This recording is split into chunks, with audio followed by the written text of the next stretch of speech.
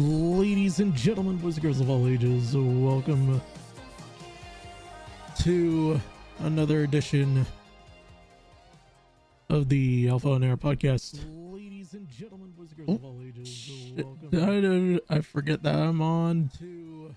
Ladies and gentlemen, welcome to the live stream. I am your host, the hostess with the mostest. I am the Alpha Russ. On this wonderfully, slightly chilly Tuesday, September 19th of 2023. Oh, man. It's been nice. It's been nice to talk about this stuff. To take a little break. Take a little break on everything. Talk about some stuff here. For those that don't know, of course, I play some fantasy football.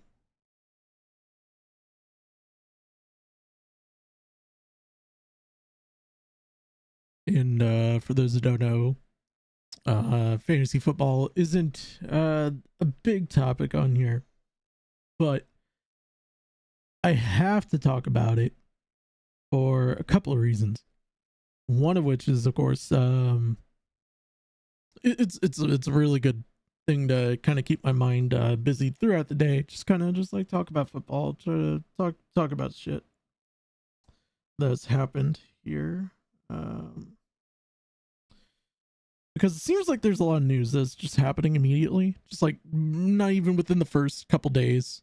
It's like, oh shit. There's a lot of news. News that I don't want to talk about. Things that I don't want to discuss. Now, a lot of people have already discussed certain things. One thing of which that was talked about, of course, was that we talked here on stream about a couple of weeks ago was Milltown. And that situation. So I'm just gonna give it to you like this. All right. I'm gonna bring it to you like this. I don't care about the dude. He has no sympathy. I have no sympathy for him. That basically that's my thoughts. There is someone who I really do appreciate that is being basically bombarded and hated on because of guilt by association. She shouldn't be harassed. She shouldn't be doxxed. She shouldn't be anything. Or I should say, my apologies to them. They know who they are. I shouldn't even. We'll say this. If you're trying to expect people not to talk about you and you're wanting to do commentary, you're totally in the wrong place. I'm just gonna say that right now.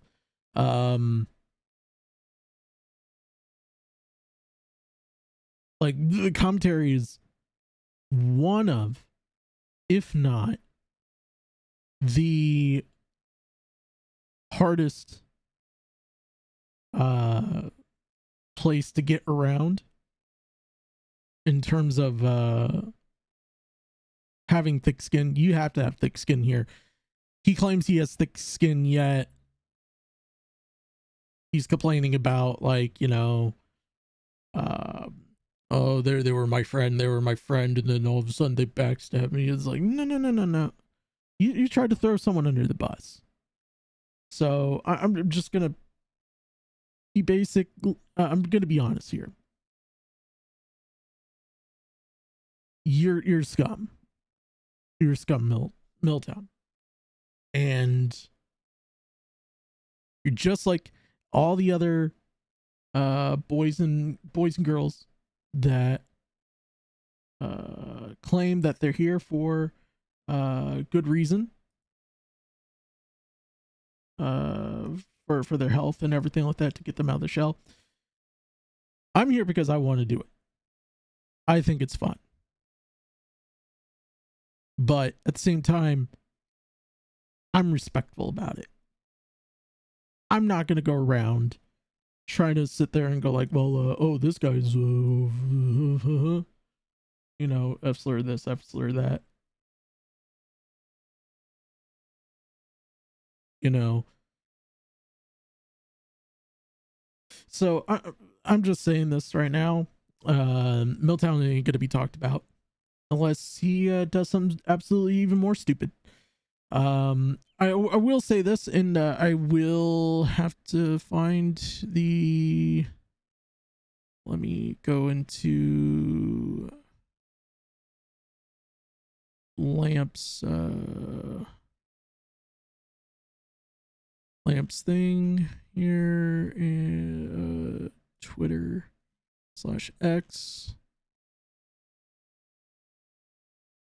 I'm gonna grab his video here. He did a video recently with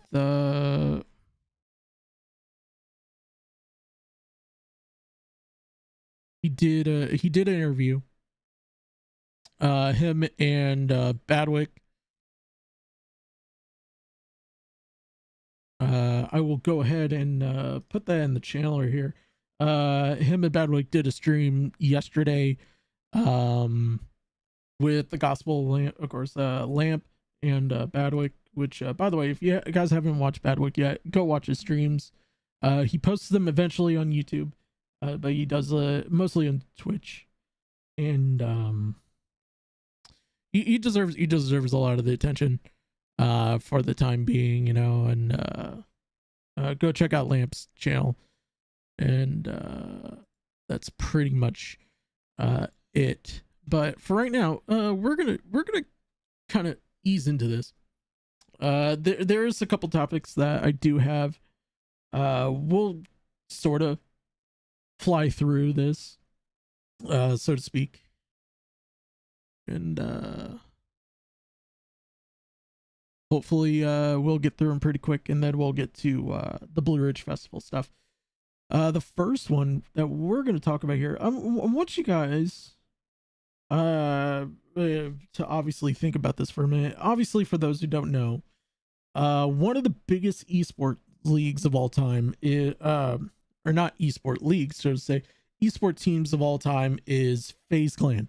One of my they were one of my favorites growing up. Now, there's a lot of smaller independent ones that I follow very much so, behind the scenes, because like I don't like tweeting about them. It's just like everyone is a fan of someone eventually. Like I like individual players, but not like all teams. So it's one of those types of deals. And a lot of people give FaZe Clan a lot of criticism because of in the last 5 or 6 years, I would say, they basically became what a lot of people feared it would become. It would become too commercial. It wasn't like too, like, it isn't like a lifestyle brand, and it's not just a gaming centric company. It's just, now it's a lifestyle brand. There's streamers on it now, content creators through FaZe Clan. Like, it basically, if you have a lot of money and you're getting a lot of promotion and views and everything like that, they're throwing out money to you and say, hey, just slap a FaZe Alpha like that. Yeah, like I was wanting to be on FaZe Clan, but I know I'm not gonna ever get views like that. No. I'm just a simple dude just from the Midwest, you know, just kind of flying through.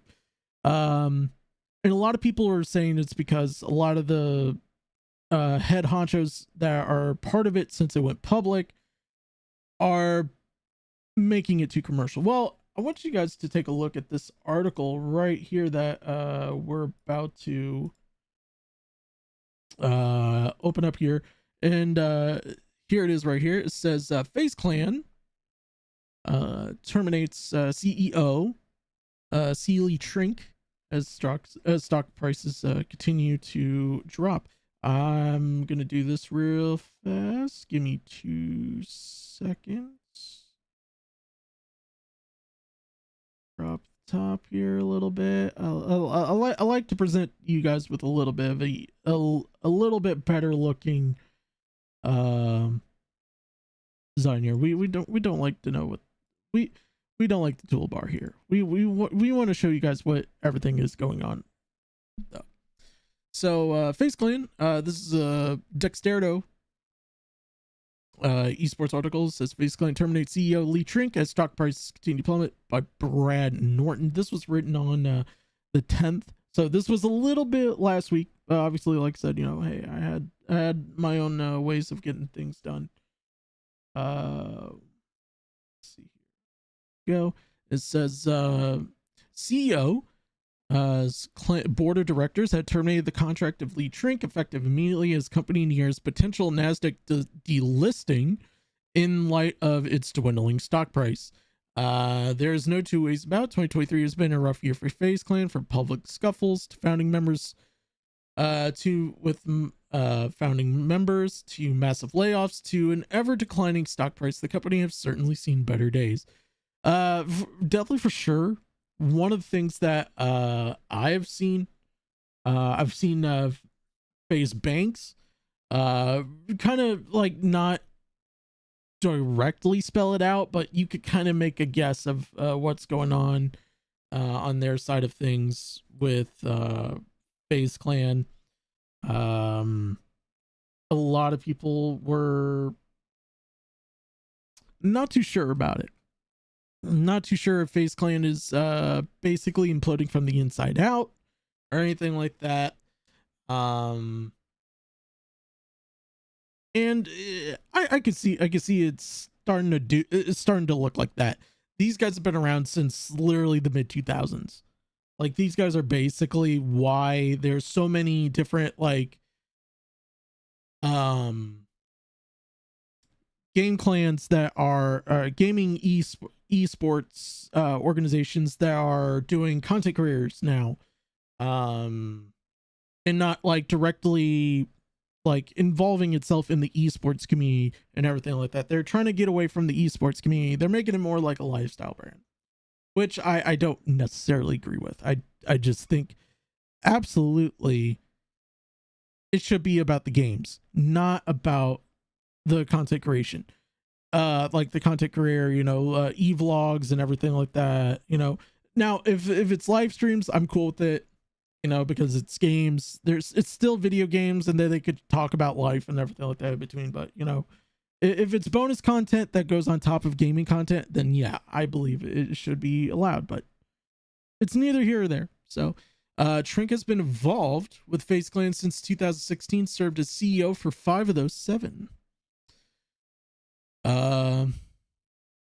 And then Trink's termination from FaZe Clan is effective immediately. Now the former CEO is required to submit his resignation as a board of the members company's board of directors.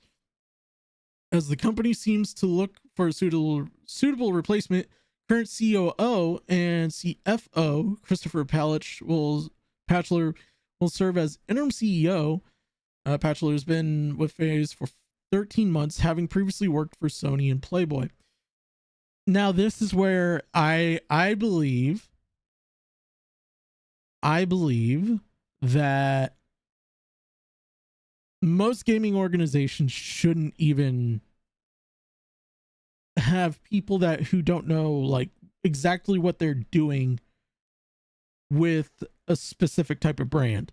I for one want people who are working on what's the word I'm looking for here, that works in the specific area of a brand. So if they're working for in a gaming aspect of things, they should work in a gaming aspect of things. So they want to work in a lifestyle thing, there should be someone in charge of the lifestyle thing.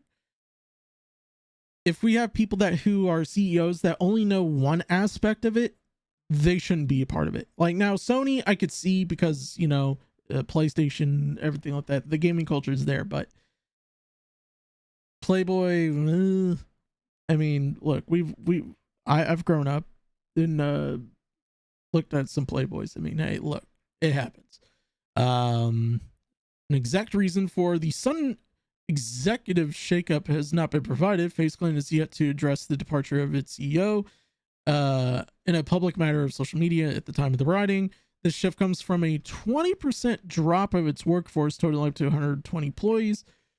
The company also sits with its lowest stock prices to date, facing potential delisting from 1 year removed from its $1 billion validation.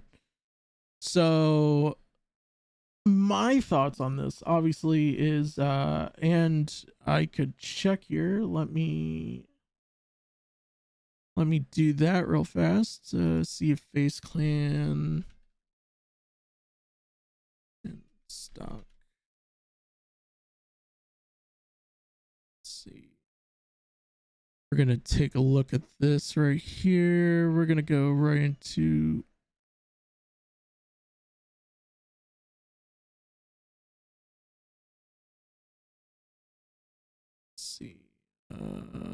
Bloomberg. There we go.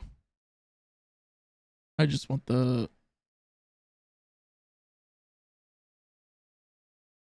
current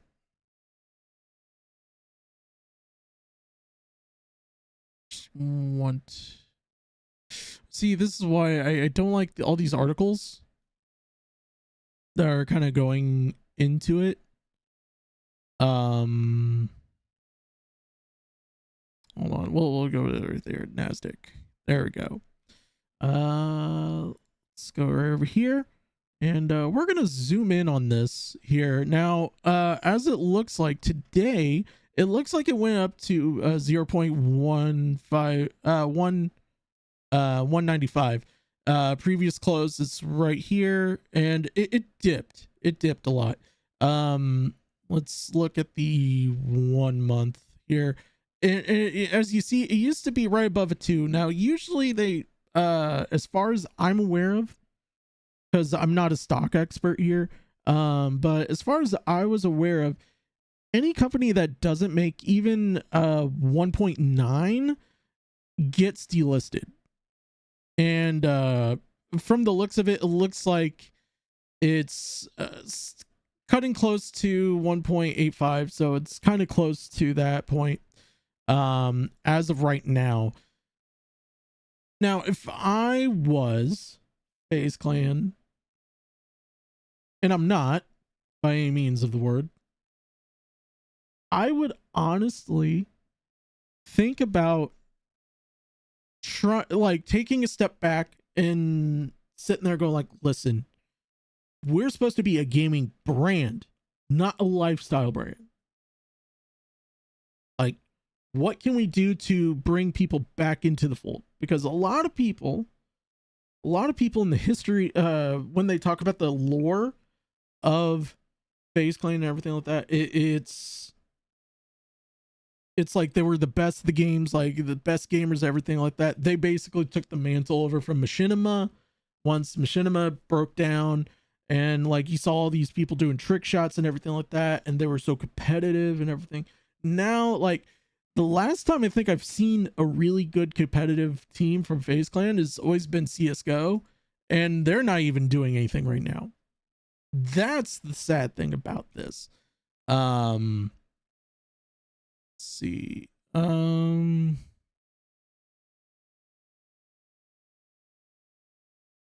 So that's happening.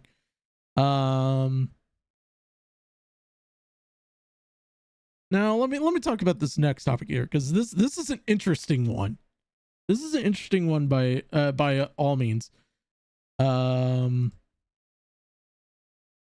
And I have to forewarn here. This is a crazy story. This is a crazy story. So I'm gonna take you once again back to the Dextero because this they explained it a lot better than I've seen. And this is from Molly Byron, of course, September 10th. They're writing really good articles on September 10th. My goodness. And this says the following: emotional support OnlyFans model claims Ukraine tried to have her smuggle weapons. Excuse me? What? This is some cringe. This is some cringe, folks. And this is the person right here. It says as an OnlyFans and Instagram model has offered her services as the emotional support stripper. An emotional support. I want to take a pause here for a minute and sit here and go. When I first read this, I was absolutely stunned that was the word. The words in the quotations. Like, you know, I would think, you know, emotion, like an Instagram model or spicy model or something like that. No, emotional support strip. Oy vey. I can't even with this today. Says Fei Peng Hunyong, I think that's how I'm pronouncing it. 33 launched her OnlyFans in July after having grown her Instagram to about 53K, where models risque clothing as a free agent. Konich, we'll just call her K. All right, K. We're good. Yeah, K. All right, peachy.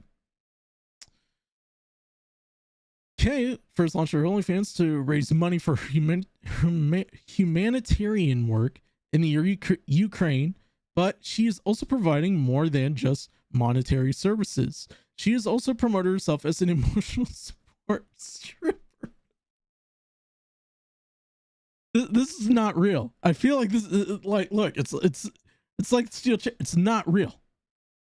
It's definitely not too real for soldiers in the Ukraine. Now look, I'm you know what, I've heard stories about like people, you know, giving support for some people, you know, no, there should I believe strippers should be able to, you know, like people that who give to OnlyFans girls giving to soldiers for free so that way they could take their mind off of like what's going on in the war, like some form of normality of some sorts.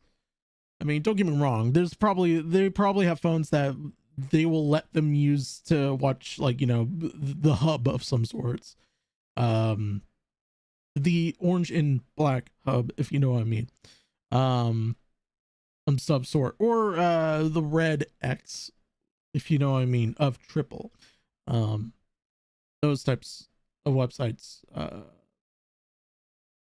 Says though she built her platform to essentially become a self-proclaimed escort, Kong has also had strong ties to Ukraine, saying that she'll die for the country that's been at war with Russia for over a year, despite them asking her to allegedly smuggle weapons for them.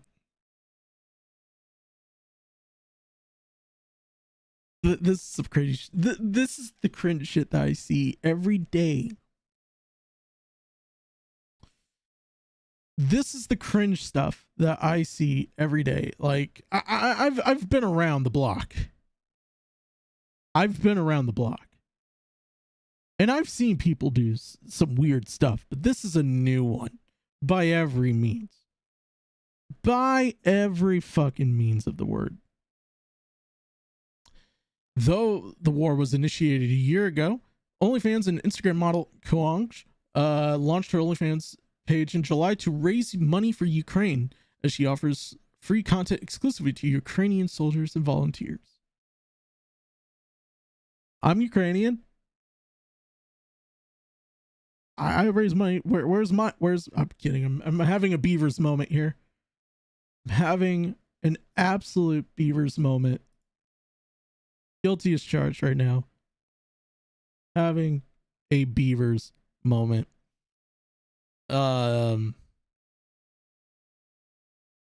See here, but like, you know, I mean, good for her, I guess. You know, maybe I'm just kind of reading this a little bit between the lines, a little bit. I mean, look, she's sitting there, go like, "Hey, look, I'm hot enough. You can wank to me. Cool." Like, I mean, she's not a bad looking girl, but I mean, like, you know, eventually someone's gonna sit there and go like, "Hey, look, I'm not a Ukrainian. I'm actually Russian." I'm actually Russian. Just saying. I appreciate your pictures. You know what? I want. You know what? Actually, I just had this thought. I wonder if she charges triple for Russians. And first of all, how would she know? How would she know? How would she know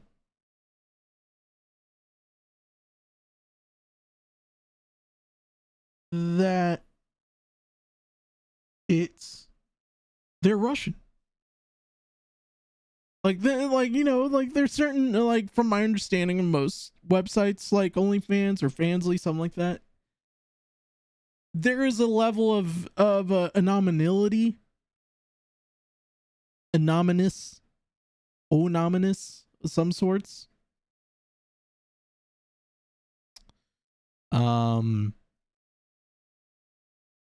But like, you know, if obviously if you're a moron, if you obviously are sitting there go like Russia 2224, you know, something like that. Not only that, but Kong also acts as an emotional support escort to soldiers who need her. As she stated on Instagram, "I am the sexy girl in Ukraine who wants to volunteer." Probably put out. Hold on, I gotta repeat. I'm the sexy girl in Ukraine that who wants to volunteer and probably put out. She's just sitting there going, "Hey boys, here I am." I'm sorry. Look, all these are jokes. These are jokes. I want to make this perfectly clear. This is satire. This is jokes. This is satire. However, in her most recent endeavor, she claims that the mafia asked her to smuggle arms across borders, saying, "The mafia has asked me to smuggle arms for them. I asked how much. The Ukrainian psych doctor stood over me with this team and made me handwrite a letter swearing that I would never say anything bad that happened." There she is right there. She's not bad looking girl. She's not bad girl. Kong continued to explain that the control of it all reminded her of her own family, saying, "Just like my mom used to, Ukrainians are bullying me to science."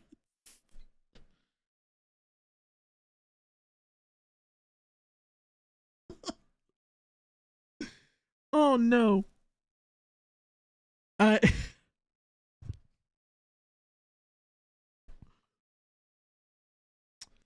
This is why we can't have nice things. This is why we can't have nice things at all.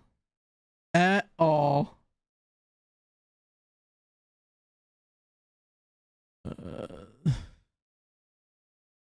So what? It gets more crazy here. I'm sorry. Like, I forgot about this article for like a week when I found this one. I literally found this. I laughed so hard. I was in tears. Like, I'm sorry, but the struggle is pretty real in Ukraine. Like, Like, does she cuddle? I want to know the rates here. I'm just asking. I'm asking. Like, she's going through the whole football team analogy of this thing. It's like, what? Posted IG to IG a question to ask her followers. Why do I have so much sex in Ukraine? I don't know. Maybe because you're getting blackmailed? To which she answered herself, saying, when people are hurting, some volunteers think they need help. They need stuff. While I think this person needs love to get laid. I also might be projecting.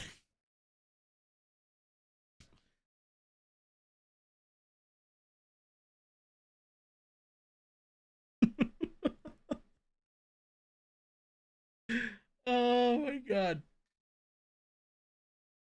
Oh my god. No. No, this can't be real. I'm sorry. This can't be real. Like it's not real. It's not real, I swear. I swear. It's not real.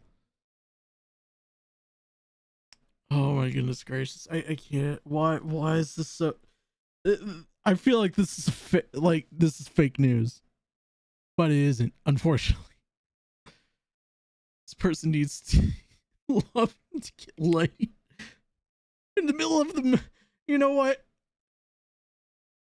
I'm sorry, but like the first thing I think about when I hear about government and like the military propaganda of a war here, I'm just sitting there going, I need some poo-tang really bad.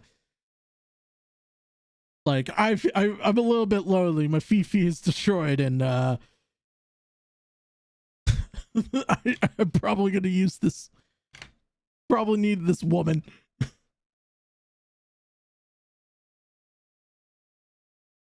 It's unknown soldiers has offered her emotional support too. However, she continues to promote her services online. Has also not commented on the amount of OnlyFans money she has been able to raise for her beloved country, Ukraine. Wow. Okay. If she's probably raised enough money to like make some good cash, like some really good cash flow. Some really good cash flow, if I'm not mistaken here.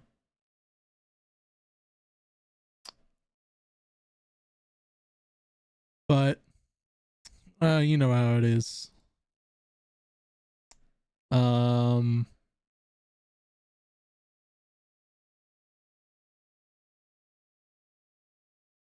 Let me get into some more weird stuff that's been happening here. We're gonna put this down for a minute because just in case if it tries to copyright here. So I was looking for some news stories and everything like that. So I was just kind of like, well, I don't know what I want to talk about. Let me just go right into this right here because I like this. I want you guys to see my face for some of this. And one of the things that I found was, and I feel bad, especially for like I have family members that are in this generation, that are very gullible when you shouldn't be at all. You shouldn't even like you shouldn't be gullible as much. I mean, I'm very gullible, I will say that. And this is my thing, like, parents, don't make your kids gullible. Please don't.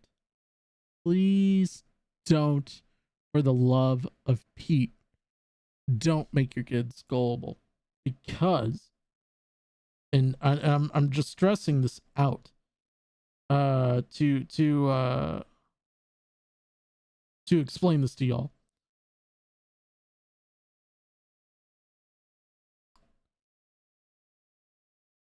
If kids are gullible, they're gonna do stupid stuff. Like, see, my generation, I'm starting to sound like an old man here. I am sounding like a really old man here at this point. But, you know, my generation, we were gullible because, you know, we were friends with like a lot of older folk who was like the last of the generations of like, you know, the bullying and the hazing and everything like that. It's like, yeah, you should guys do this. You know, when we were told, hey, jump into that cliff off of that ocean, we did it, no problem, because we didn't want to look like cowards. We didn't look like pussies. we just sat there and was like, okay, we'll do it. And we jumped off the cliff and we misdove and we broke our necks or our legs, you know, that type of stuff. This generation, however, is just pulling some, and this is a coworker's term here. So if you know, you know, some macaroni, elbow macaroni bullshit here, because this tweet, which is being brought to you by Drama Alert, which I'm surprised this is happening, but you know, it is what it is. Actually should read it before I tweet. It says TikToker made a fake Drake and Weeknd concert, tricking a ton of people to visit a park.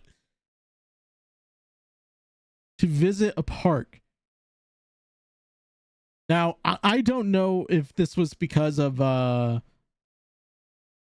like if the park is like about to go down, like it's gonna go down for renovations or anything like that, you know, something like that, or they're gonna put some like high rises, everything like that. You know, this is it looks like it's one of the urban cities, so it's probably gonna be kind of like your New York's or your Philadelphia's, your Chicago's, your Orlando's, Florida, Texas, all that, etc., etc. You know. So the person apparently that did this is Jameson Lightfoot, of course. So let's take a look. Why fake a free concert only for people to arrive to be disappointed? Boy, hold on, let me look. Okay, so this is not there's a music to this, so because I wanted to make sure. So. Your question must be why? Why fake a free concert only for people to arrive to be disappointed? Well, sometimes it's not about the concert. It's about friends and families finally getting an excuse to be with one another, to just talk and hang out in the park. We don't need. Is this someone's way of making people touch grass? Oh no. No way. Hold on. Is this kid, okay, this kid might be based, okay? This kid might actually be based. You know, maybe I'm wrong here.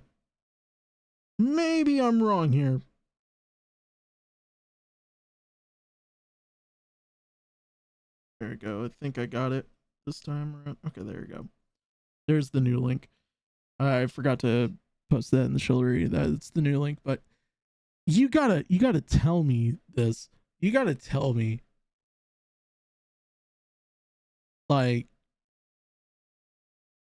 most people don't, like, if people are gonna go touch grass, they could go touch grass by themselves. Like, this is a menace to society type of bullshit right here. Like, I mean, I liked The Weeknd. I listened to The Weeknd. I like Drake. I listen to some Drake's music. If I go to a park where they're advertised to be there, where some people, and I want to make this very perfectly clear, some people even took days off. Like, that will take days off to go see these people live because they're so big fans. Like, the first thing I do is basically I sit there and look at their calendar, look at their concert tour. Are they doing a concert somewhere else? If they're doing a concert in Zimbabwe and you went to this, congratulations, you played yourself. Like, that's the type of shit that I would absolutely karate chop this dude in Minecraft, 2 chops to the throat. In Overwatch, in Pong, whatever, you know. Drake and The Weeknd to look one another in the eyes and show our love. Yeah, just kidding. I just want to watch the world burn.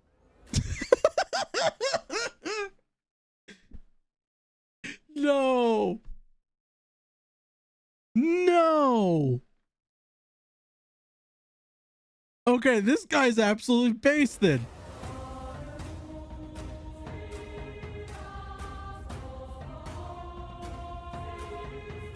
There was a lot of, first of all, I mean, he's based, but look at how many people showed up. He's only one person.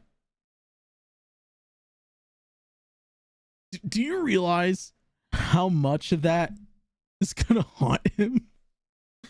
They find this dude, it's on site, like Montgomery, Alabama, Florida man, like, or not even Florida man, Montgomery, Alabama chairman of the boardwalk type of stuff.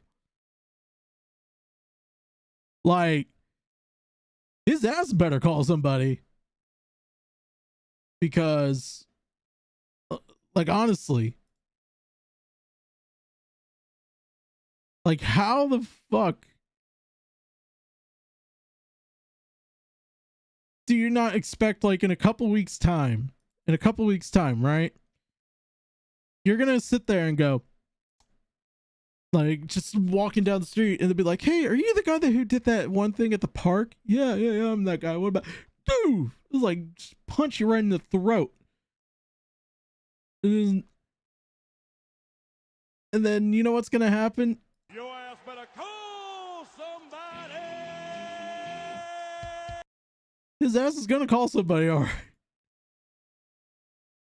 But also, those people are fools, and they played themselves. They're sitting around just kind of sit there, go like, oh, I can't wait to meet The Weeknd. Can't wait to meet Drake. Like, hold on, where's the stage?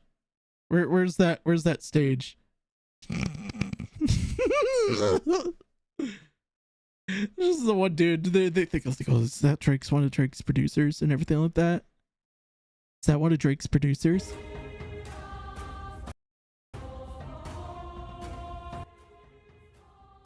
Your question must be. That's literally the park on a regular day. Nice. Wow. I love making connections. Hell, humanity. Cringe. Bro, barely anyone showed up. Bro, did he actually get all these people? No, he didn't.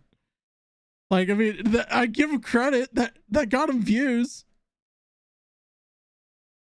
That got him views. A TikTok, I would assume. Right?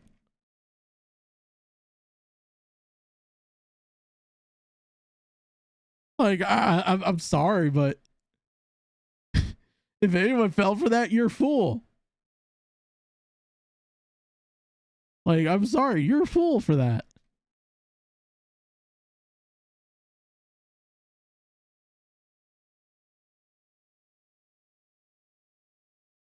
Man,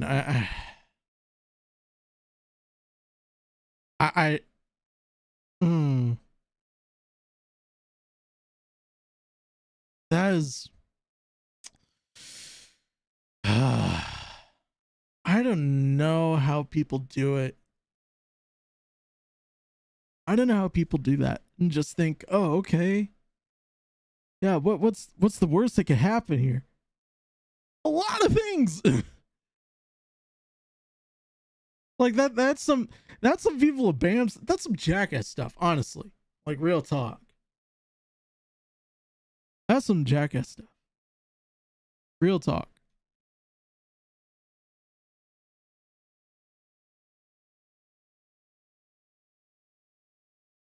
Actually, speaking of that,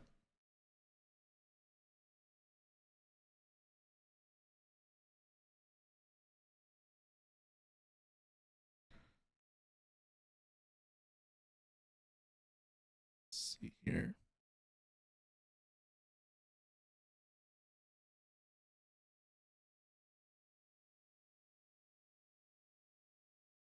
We needed to actually talk about Bam Margera's I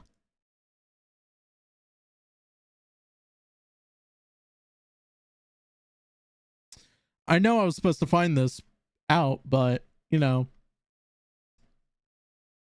I forgot to look for it, so it's like it's one of those things.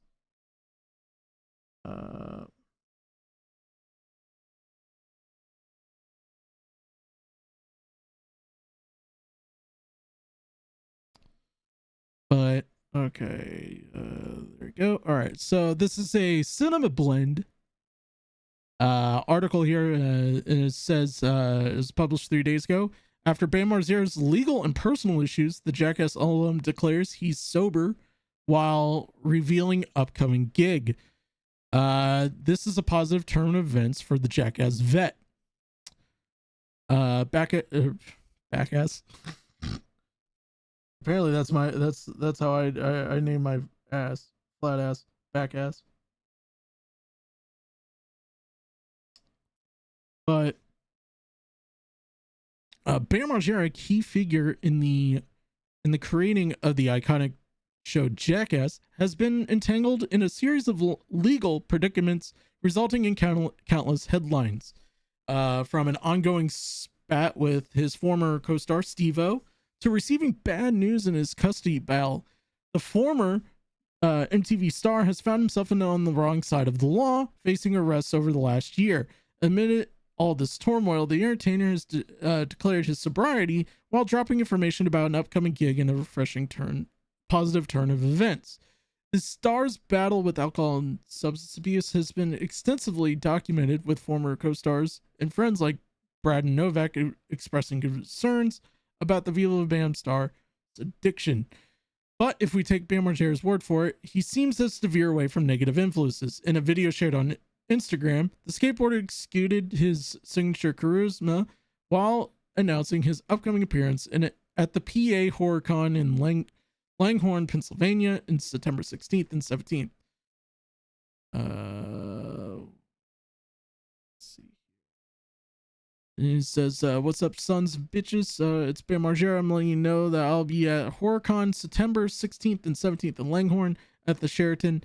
I got my ankle alcohol detection monitor on. Sober tits, rock and roll. Let's go see you there. I mean, that's cool, you know.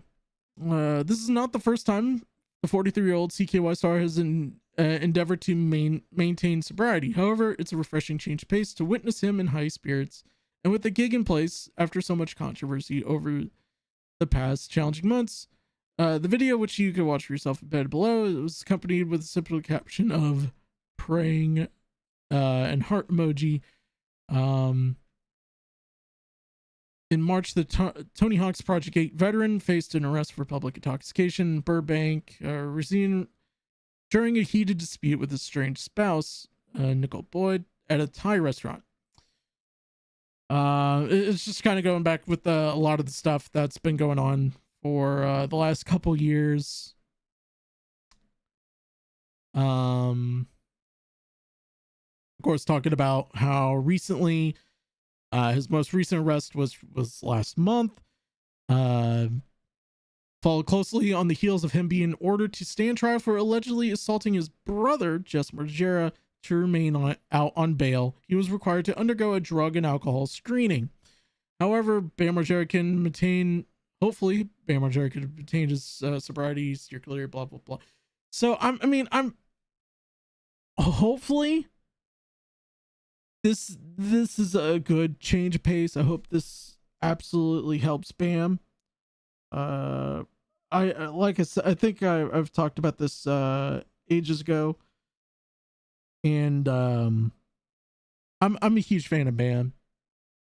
I was a big fan of Bam. If it wasn't for them, I would be listening to him, 69 Eyes, Cradle Filth, like 616, CKY, obviously his brother. By the way, I saw that his brother is touring with CKY. They were at a recent event out in where was that event actually? Hold on, let me double check. I think I liked it on my social media here.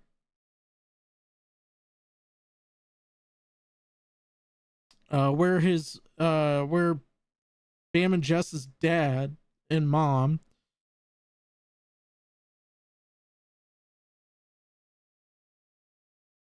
I have big thumbs. I apologize, you guys. Let's see here.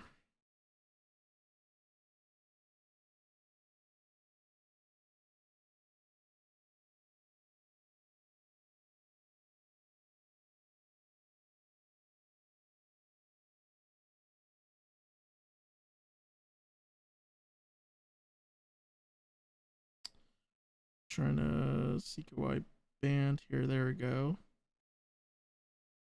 They were actually at the topic that we're going to talk about here very shortly. They just recently played at Blue Ridge, so it's good to see them. Of course, it's good to see Phil in April. Phil actually looks like he's lost weight, and I mean, I'm a big fan of Phil. He was a really cool dad, you know. And like I said, of course, just said on Twitter a couple of months ago that he really he just wants his brother to be better, and that's my thing too. I hope he gets better. I really do hope he gets better. He's a good. I think, like, you know, I've heard a lot of stories about when he visited my area. Literally went till about like 1:00 at night, signing people's autographs, like taking photos and everything when he visited. Like there's a lot of people who are behind Bam still, like, you know. Even though there's some people who, like, you know, partake in certain things and everything, you know, that he shouldn't really partake now, because like he's at that in the most wholehearted way, like in a honest way, like, you know, if he keeps drinking like so dangerously like that, you know, and taking drugs like that, he's not gonna his son's not gonna have a father. Like that's something that I could say in the most honest way. You know, his son is 5, you know, and he's starting to look like his dad too, which a lot of people start to notice that. And I'm like, you know, he should be listening to his dad and just sit there and go, like, you know, hey, I'm having trouble with this with my son. I'm having trouble with this. What would you do in my shoes? And honestly, Phil, I think, would honestly say, like, you know, get help, and also do better. Like, do better. Like, show your son that, hey, there's some errors in my way that I know I'm doing wrong, and I'm gonna make it better for you. Like, you know, you're human too. Like, I mean, he's 5. He won't understand that part yet, but like as he gets older, he'll see that, you know, you're just a human too. You're just like him too. But you're Superman to him. And, you know, I think he thought his dad was Superman too. So that's that. So now we're gonna get to this the main event here. We're gonna get to the main event of this. So I was aware of this festival having a lot of problems till a couple weeks ago, or a couple days ago. I get shown this video on my recommendations, and this is pretty interesting to me. We're gonna watch 3 videos here. I promise it's not gonna be too long or anything like that. Because I gotta find the Blue Ridge. The guy.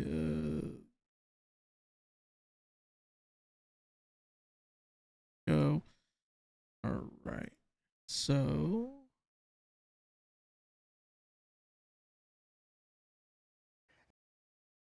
Yeah, you just heard someone breathing. Okay. All right. So. I get this video called from Tank the Tech.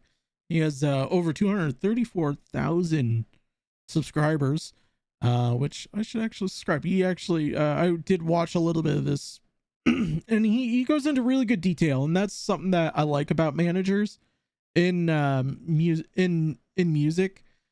Some of them can get into really nitty gritty details and make it easier for you to actually like work. And so this says the tour manager's experience at Blue Ridge Festival, and it says the entire internet is talking about the Blue Ridge Rock Festival and why it was canceled. In this video, I'm going to give you my firsthand experience of what it looked like as a tour manager for one of the bands that was there. And when I read that, I was like, oh, okay, is it getting that bad? Is it that to the point where, like, is it gonna be that bad of a situation? And I was abundantly shocked. I could definitely say that I was abundantly shocked about what happened. And so I'm just gonna go ahead and play it for you guys, and we're gonna 1.25, we're gonna go to the quartering speed, and we're gonna have subtitles, so let's get it. So this might make for an interesting video, because to be honest, I was not planning on doing any content while I was on tour. I think at this point, it's no secret to anybody that I am currently on tour with Electric Callboy. I'm tour managing the Techno World Tour in North America. We just finished 4 shows in a row, and I'm finally on a day off. We're in Boston, just sitting in a hotel room. And like I said, I wasn't originally going to film content, but something happened at our first show of this little run of 4 days when we were at Blue Ridge Rock Festival. And by now, sure, everybody that's into rock and metal that's been on the internet has heard about what's going on. By the way, I want to point this out. I'm gonna move the move the subtitles over for a minute. So for those who know, a lot of these bands I talk about, they're on this tour. So like, you know, Five Finger Death Punch, Stained, Slipknot, Danzig is especially, yes, Mother. I love that song. Shinedown, Blue October, Beartooth, Papa Roach, Pantera, Lamb God, Corey Taylor, of course. He did his show on Sunday, which is good. I think it's a pretty cool show. And then Evanescence, which when I looked at the thing and saw the schedule, I sat there, I was actually surprised. I was like, what? I didn't know they've been touring for a while. I didn't even know they've been touring for a while. And then like I keep looking at other names, like for instance, Motionless in White. Well, they've been touring for a while. Megadeth, Asking Alexander, Limp Bizkit, which I thought I thought that was actually a big shock, because I know Fred Durst has said in like past interviews, like he doesn't want to do like these like 4-day festival things anymore, because of like the endless issues that could be done and everything.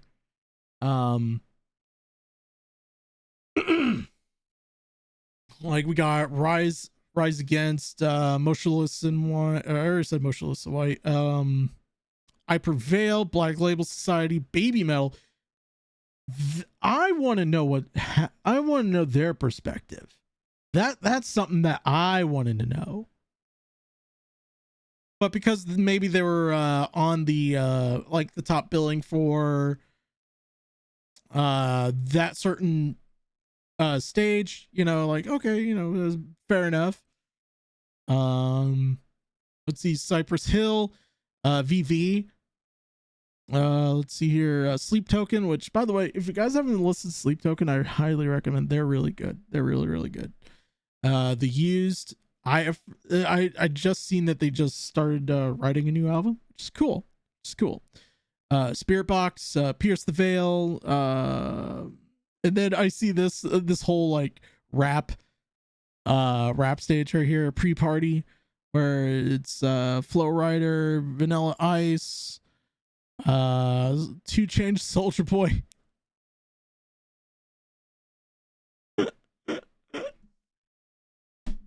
I can I just say I love this. I love the fact that, like, you know, I see all these great people and then I see Soldier Boy. I'm like,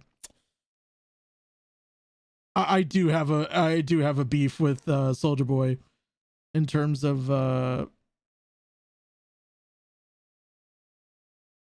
his existence in this world. But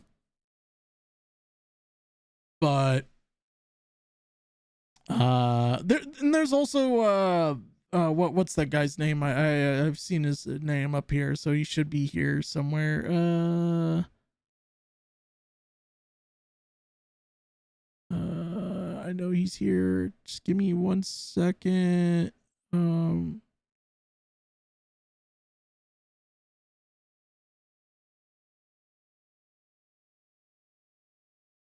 Oh my goodness, I know his name. I just can't put my name on it.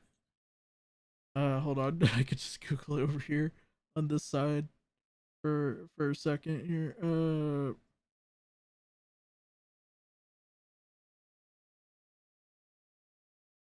Oliver Anthony. There you go. Oliver Anthony was there too. I mean, this is actually, like, honestly, if I had to pick one day to go, it honestly would probably have been the Thursday show, because I'm a big fan of VV or Vila Villo. Ville Valo. I also do listen to Alpha Wolf still, Escape the Fate. Also big Machine Head fan. Really do like that. Edge Paradise. 3 Days Grace, and obviously I do like Edema. Edema is a big listen that I've been listening to lately, so I've been getting into them. They're really good. I mean, and if I had to choose a close second, I would probably, and this is a hard one, because like all these are really good, but honestly I would only go to like maybe like honestly the Sunday show, because I like Pantera, Avatar on there. I forgot about Avatar. I didn't even see Avatar's name. See, this is why I don't like them putting bands like that on.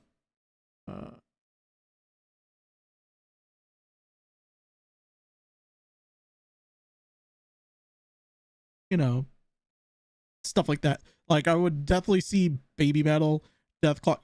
Why did I? You know what? Okay, I want to say this very abundantly clear here. I just want to be very abundant.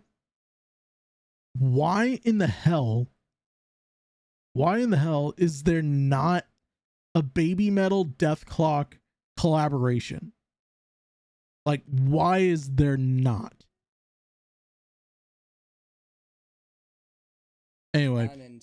But anyway, let's get into this. I finally decided I want to talk about this, and Originally, I wasn't going to, because it's a weird spot to be in the music industry when stuff like this happens. Nobody wants to speak out and burn bridges and stuff like that. But after seeing what some of the fans were saying about this is just one of those moments where I feel like when stuff like this happens, people need to be held accountable. I mean, I honestly just want to share my experience. Before I really dive into anything, I do just want to preface this by saying everything in this video is my opinion. This is my experience when we were there. This is my opinion. Do not hold anything I say to, or like it's the same opinion that Electric Callboy or the crew has. If they want to speak about it, they can. If any of the other bands want to speak about it, they can. This is just everything from me. I do not plan on editing this video. This is going to be just a sit here and talk kind of video. So let's get into this. So now when I first heard that even fans had a bad interaction, I started to look at some of the people that talked about it and everything. And this video right here in particular, this is John Wiggle. He has 663 followers. I'll go ahead and give him a follow, because, you know, why not?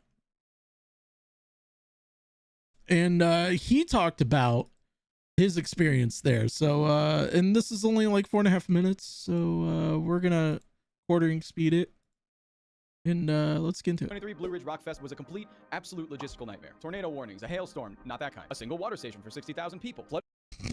Wait, hold on. So there was only one water station, and they were having like I heard about this. This is the bad thing about this. So like you could see that and go like, oh wait, there is a water station over here. That's probably part of the paid, like, you know, if you pay for this, you get that. I mean, obviously minus the restrooms and the lockers, but like, you know, you're going to these things and you're like, okay, like this is part of the food. You got to get your beer here and all that, you know, blah blah blah, all this. Like, here's a tent here, and then there's the big main stage, the Zen tent, and then like here's a smaller tent, all that stuff. I've seen other people do these events a lot smoother and everything like that. And someone gave me their Netflix so I could watch the Fyre Festival demo, the Fyre Festival documentary. And so far, like, and like, you know, in a world where like Fyre Festival got really a lot of hate, and for good reason, obviously, you know, like you're giving them like basic lunch boxes, like sack lunchbox meals for like everyone that bought like a really expensive package and everything like that. You know, you should be having like all these things a part of it, like the charcuterie and everything in between of it. You know, the fact that we didn't, it surprises me. But the fact that they only had one water station, that tells me that that's some Now, I think he only said that because maybe there was another water station, but this one had a malfunction. If that was the case, then I could see that yeah, that's a problem. That's the reason why, like, I think someone said it best. It's best to have an abundance of 3 or 5. Like, if you can't have 1 or 2, you don't want to have the chance of like long lines happening and people missing out on these concerts. Like, these people are paying almost $200, $300 plus parking. Some are even camping there for the weekend. Like that stuff it's one of those things where I sat there, I was like, oh my god, you guys paid all that money for nothing? People, flooded campsites, a parking lot that was a 2-hour walk away with 5 school buses transporting 30,000 plus people, and worst of all, none of us got to see Baby Metal. Blue Ridge Rock Fest 2023 was a stacked lineup of metal and rock artists that made insane people like me spend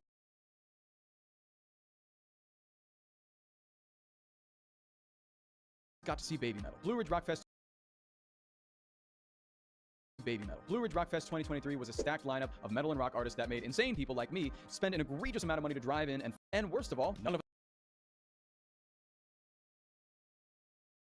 us got to see baby metal. Blue Ridge Rock Fest 2023 was a stacked lineup of metal and rock artists that made insane people like me spend an egregious amount of money to drive in and fly in from all over the world to the Virginia International Speedway on the border of Virginia and North Carolina. The festival was organized by Jonathan Sly, who's the CEO.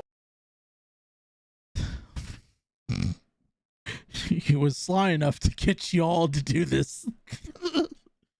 I'm sorry.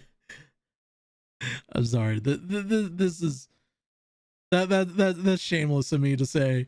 Like, he was sly enough to do this. He was very sly enough to do this. Purpose-driven events. Oh, I know what he did. There was a purpose-driven event, all right, to line up his wallet.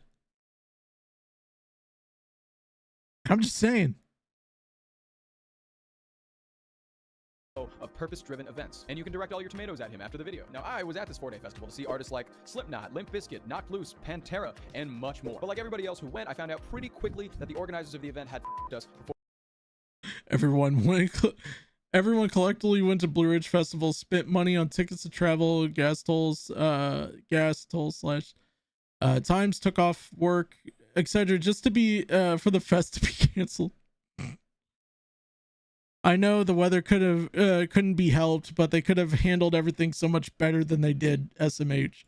Before we even got there. So I'm pissed, we're pissed, and here are the ways that Blue Ridge failed miserably to put on what could have been one of the best rock and metal festivals of all time. First thing I want to hit on is weather. Part of this couldn't have been helped, but part of it really could have. On the first day of the festival, it rained, and it rained hard. And this was about 10 seconds into the first song of Coheed and Cambria's set. The festival organizers then evacuated everyone based on a tornado warning, which is completely understandable. What wasn't understandable, however, was the complete lack of emergency evacuation protocol. On the camping side of the festival, tents were destroyed, grounds were flooded, and campers weren't allowed to leave. And if they did, re-entry was not granted for the whole rest of the weekend. My group... What?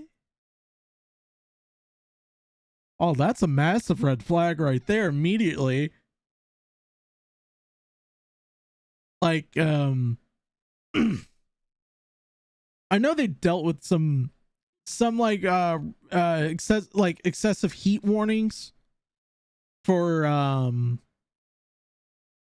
Fyre Festival, if I remember correctly, from watching that. I know they so they put out like warnings like to people who went to this Fyre Festival thing, like, hey, make sure you drink some water. They didn't even have any water stations out there too. They're just like, possibly pack more water. If you didn't, sucks to be you. $22 water. But this right here, yeah, that I mean, like you said, it couldn't be helped. It couldn't be helped. Or anything like that, you know. Friends and many other festival goers stood outside on a shuttle bus line in the rain and hail under a lightning storm under a bunch of trees for 2 hours, and we were towards the front of the line. The rain ebbed and flowed, but people were noticeably just soaked and shivering, and there could have been a chance of hypothermia out there. The organizers of Blue Ridge clearly had no plan for an emergency. If it was an actual tornado, people would be dead. But why were over 30,000 people waiting for shuttle buses, may you ask? That brings me to part 2, car trouble. Blue Ridge was set up to have campsites with tents and an RV park about a 20-minute walk away from the venue, although me and my buds drove in daily, which was another issue that I will get to. Word came out that it initially took campers up to 9 hours to get into the festival grounds to set up their tents and their RVs, and that was a day before the festival got going. Now for drivers, not only did you have to drive to Southern Virginia, but you had to park your car in one of 2 lots, a lot in Virginia and a lot in North Carolina. Both were located at least a... See, now this is something that I was told about in terms of Virginia International Raceway, as someone that who is a iRacing guy and who watches racing on the daily basis. So because of its unique location, it's really hard for you to park and go watch the race. Like if you're north of the track and you park, it's fine. It's fine. Everything's fine. But because you have to come through North Carolina on the North Carolina side, you get charged a toll allegedly. That's something that I've heard people say. I could be wrong on that. I mean, who knows with that. So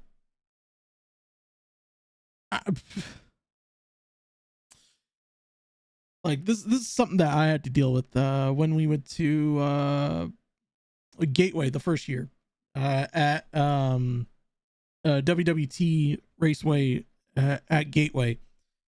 So the first year they had the cup race there. We stayed on the campgrounds, and they said like, oh hey, yeah, there's gonna be shuttles before and after the race, and nothing was right at the get-go. As soon as the first race, the truck race ended, they basically was like, oh yeah, hey, there's no shuttle. So like me, my my elderly family members who I went with had to walk 2.5 miles, and both of them have bad knees, and one of them had breathing problems. So the fact that we had that type of issue going on was a huge no-no. Now we've learned that we could, because we're close enough to it where we could just drive an hour, come back, and then go back again the next day. That's what we did. And I'm happy that we did that, because apparently they still had the same issues, allegedly, but not as bad as it was last year. So I mean, hopefully maybe next year, if we do get a tent or rent an RV, we could actually go and stay the night and everything like that, or just kind of like just stay, wait until the traffic's over, and then we go, that type of deal. But who knows? But the fact that these guys were waiting in the rain with potential of thunderstorms, tornadoes, and in the pictures, hold on, where's that picture of the people? Like, those trees are tall and heavy. If a whole ass tornado came through right there, that would have wiped a whole bunch of people out. We're talking in the thousands. In the thousands.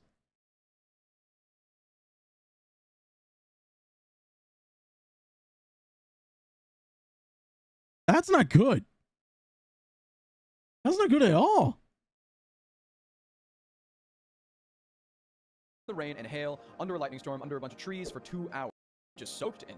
The organizers of Blue Ridge clearly had no plan for an emergency. If it was an actual tornado, people would be dead. But why were over 30,000 people waiting for shuttle buses, may you ask? That brings me to part 2, car trouble. Blue Ridge was set up to have campsites with tents and an RV park about a 20-minute walk away from the venue. Although me and my buds drove in daily, which was another issue that I will get to. Word came out that it initially took campers up to 9 hours to get into the festival grounds. 9 hours? RVs, and that was the day before the festival got going. Now for drivers, not only did you have to drive to Southern Virginia, but you had to park your car in one of 2 lots, a lot in Virginia and a lot in North Carolina. Both were located at least a 2-hour walk away from the actual venue, or a 10-minute drive. And for that ride, Blue Ridge Rockfest hired 30 buses to transport you. On the Thursday of the festival, the line for the bus took about 45 minutes. Not so bad. But on the Friday, it took me and my friends about 5 hours to get on a bus. And that was because Blue Ridge stopped letting people in due to inclement weather, but it was really because they overbooked the festival by 11,000 people and couldn't let anybody else into the outdoor venue while bands were still playing. Oh, and by the way, we had to buy shuttle bus tickets for that, which cost $50 a person for the whole weekend. And when we What the fuck?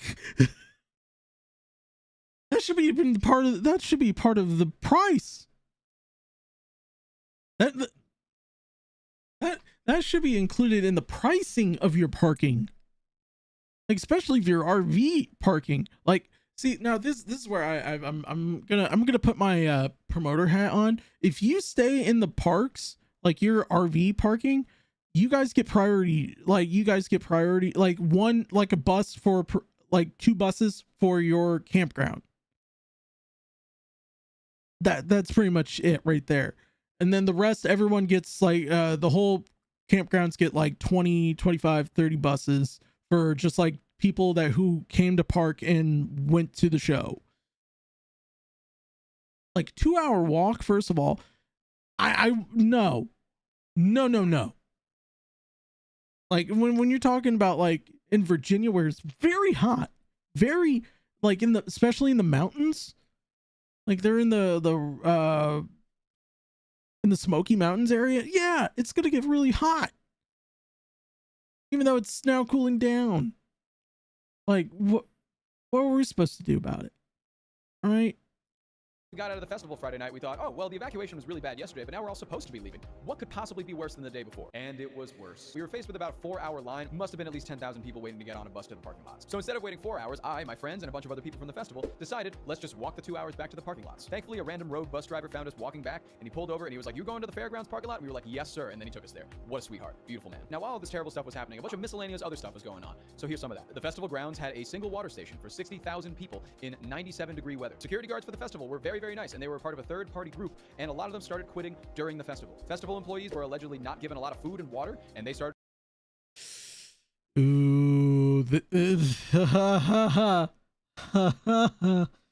oh no, this is this is not good.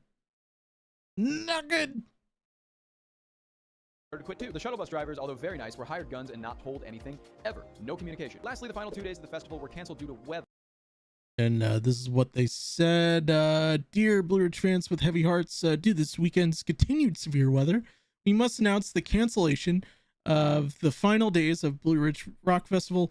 Your safety and well-being is our concern. We understand the disappointment this brings as we share your immense sadness.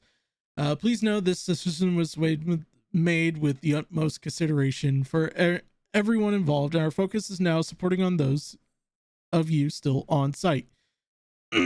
We're working to diligently to provide refunds details, and we'll share that information early this week when businesses reopen. In the meantime, we encourage you to stay safe and take care of each other.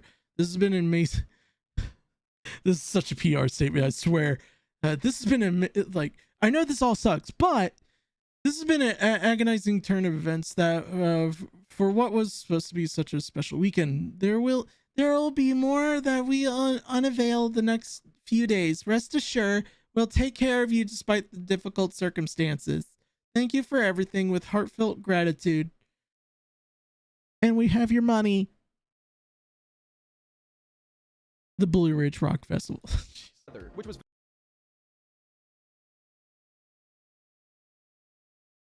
Now, I haven't heard anything about, and nice photos.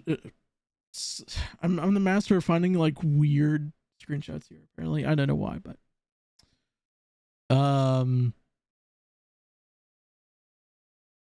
this doesn't help. Like, this doesn't really help.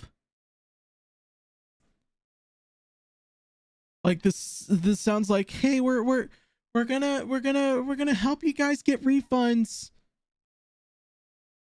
We're going to provide the refund details. Like, as soon as I see the phrase, we are working diligently to provide refund details, that means they didn't really think about your refund. They were just sitting there going like, I just have the dollar already in the pocket. They don't need to worry. Oh shit. Well, they're not coming back, are they? We'll cut that dollar in half and they'll get 50 cents of it. Right? They think that'll work. This is why I don't like going to, I'm afraid to go to rock festivals. It's because of this. Now, like, if it's just one band, maybe. If it's like one stage and it's one day, I'll be like, okay, yeah, you know what? Fine. I'll go to this.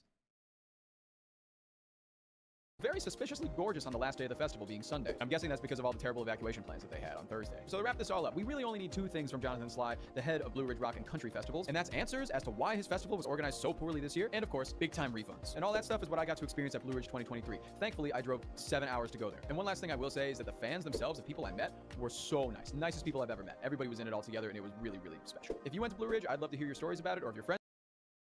Yeah, okay, so that's good. That's good. I'm actually gonna like that. That's good. Now we get to hear from the guy that who was a part of Techno Kings.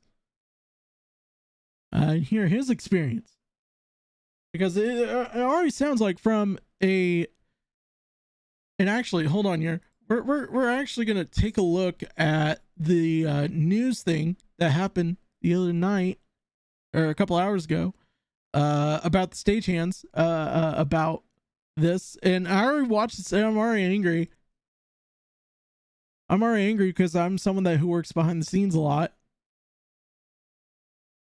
and I'm a very picky person about like what needs to be provided, and this is the reason why I don't want to be a part of any big time festival like this if it's going to be more than 3 stages and everything like that.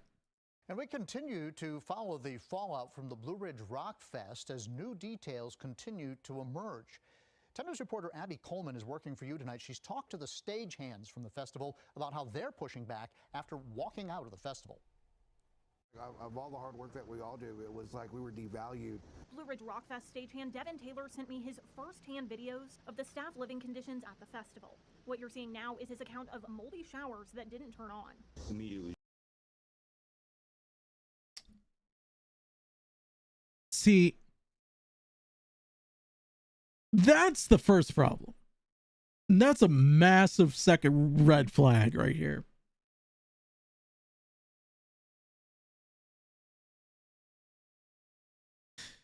Because there were no showers at Fyre Festival.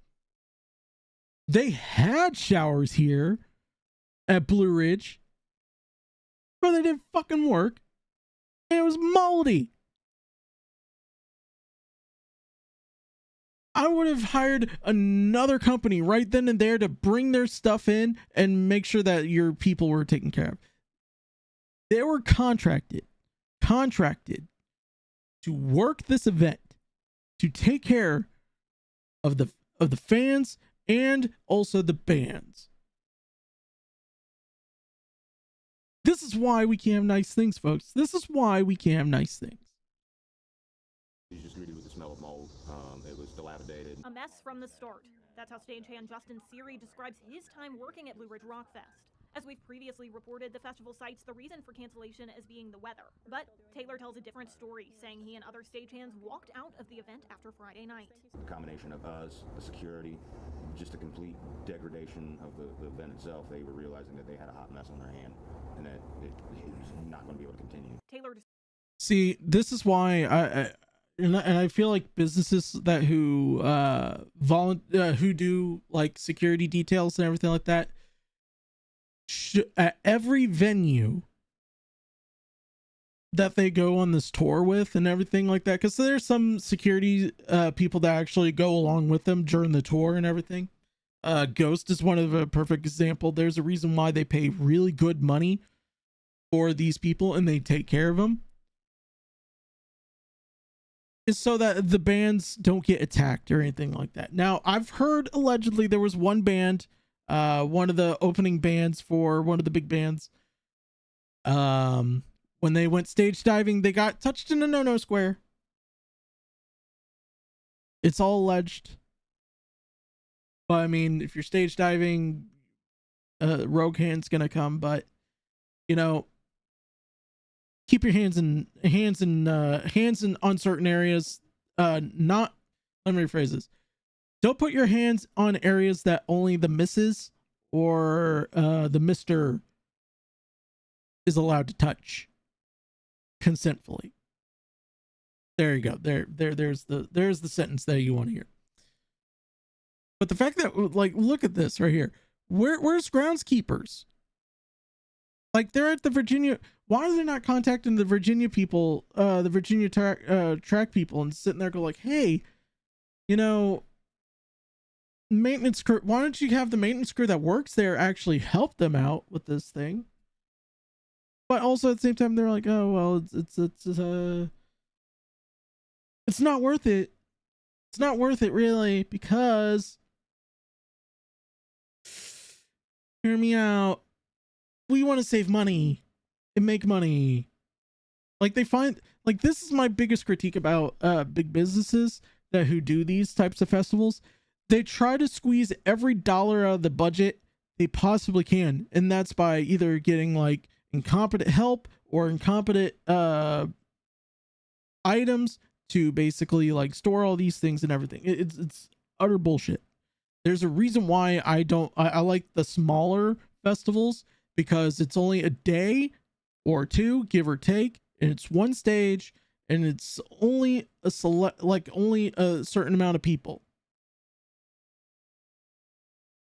and for every, like, I think it's like 100 people they have, or no, it's not 100 people, it's every 1,000 people they have 2 security guards or 2 volunteers and everything like that.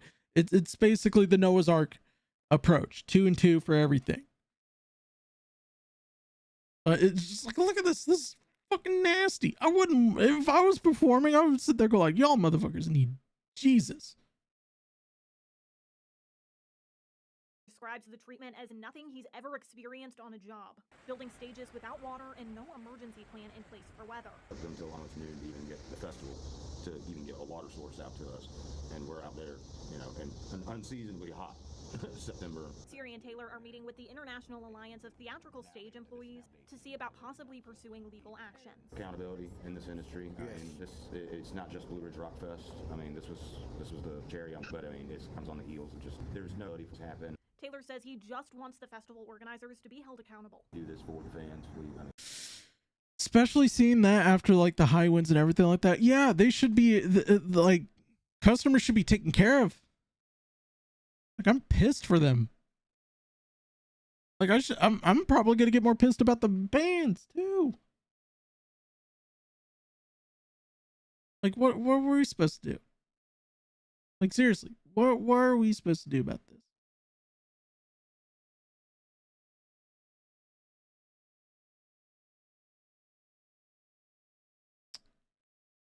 What? I don't know. Like, God. Like, there's already 2 red flags to this.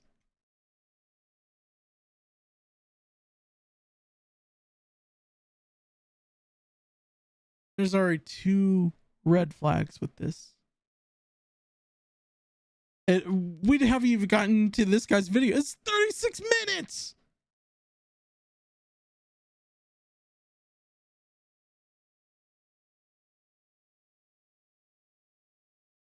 Fucking A.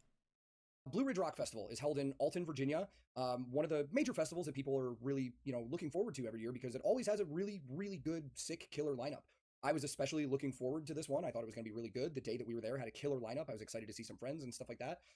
So I'm going to walk you through the entire process of what happened and what I saw with my own eyes, and kind of even from a production standpoint, tell you how this works. The way that I tour manage is that a month in advance from every show, I advance shows with production managers. And what that means is I reach out to them and I talk to them about every aspect of the show production-wise, what's going on at their location, what kind of setup they have, what they're going to do for parking the buses, loading the gear, hospitality backstage, where the dressing room is going to be. Every little thing about a show, I talk to production managers ahead of time. I also tell. See, now this is why I like production. This guy, he's a really good production manager. Like, he's a really good manager, and like, that's the thing. Like, if you don't have someone who's this aggressive about how they micromanage their the band to make sure, like, they get every little thing that they need for this performance, like, you shouldn't have concerts.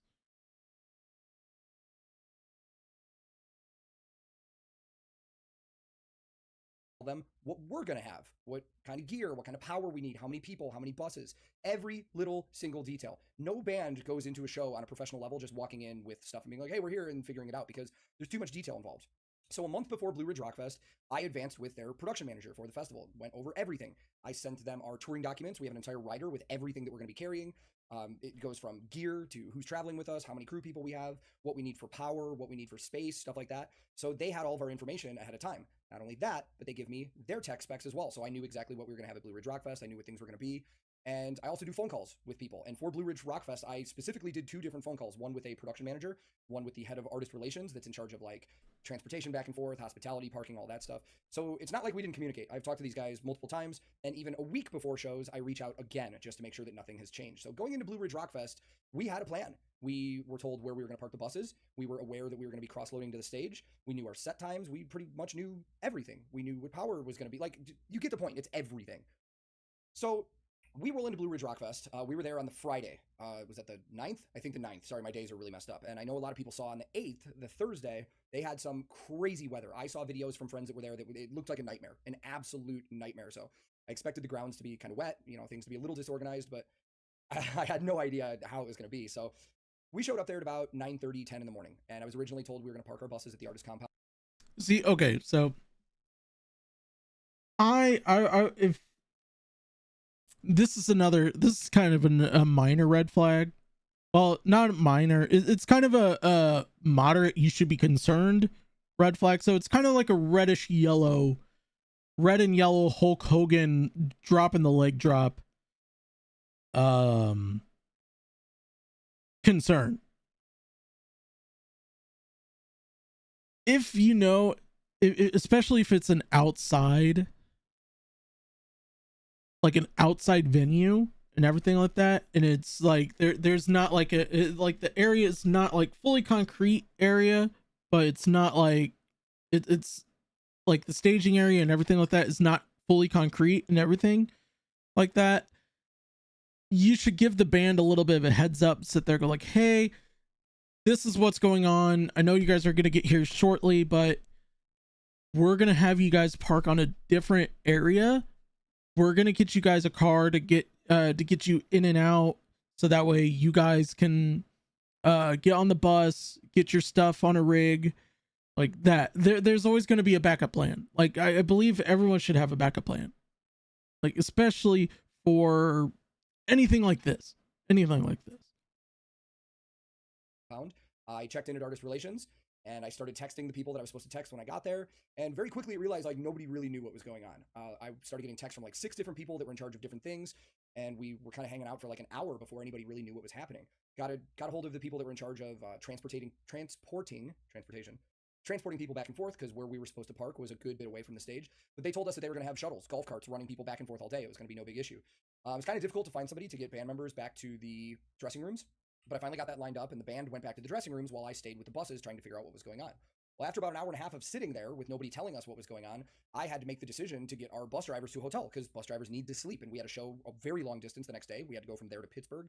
So I told the people that seemed to be in charge, like, hey, we got to park our buses because I have to get our drivers sleep. So I made the decision that I wanted to park our buses at Artist Check-In, which was like at the main entrance of the festival. It wasn't in the artist compound or anything like that. They finally told me it was fine, so we did that, and I sent our drivers to a hotel with the runner from the festival. That was like the one thing all day that actually seemed to be set up, was transportation for our drivers. So I told our crew, like, hey, you guys know we're gonna have to cross-load, so I'm gonna go down to the stage and see how the dressing rooms are. After waiting for about 30 minutes, I finally got to run down to the stage, and upon getting to the stage, I saw the backstage area, which was, pretty small, but no big deal, like, not complaining about that. But the trailer that the band was put in for, their dressing room, had no working AC. They're like, sorry, the air conditioning broke. We're going to try and get somebody to fix it.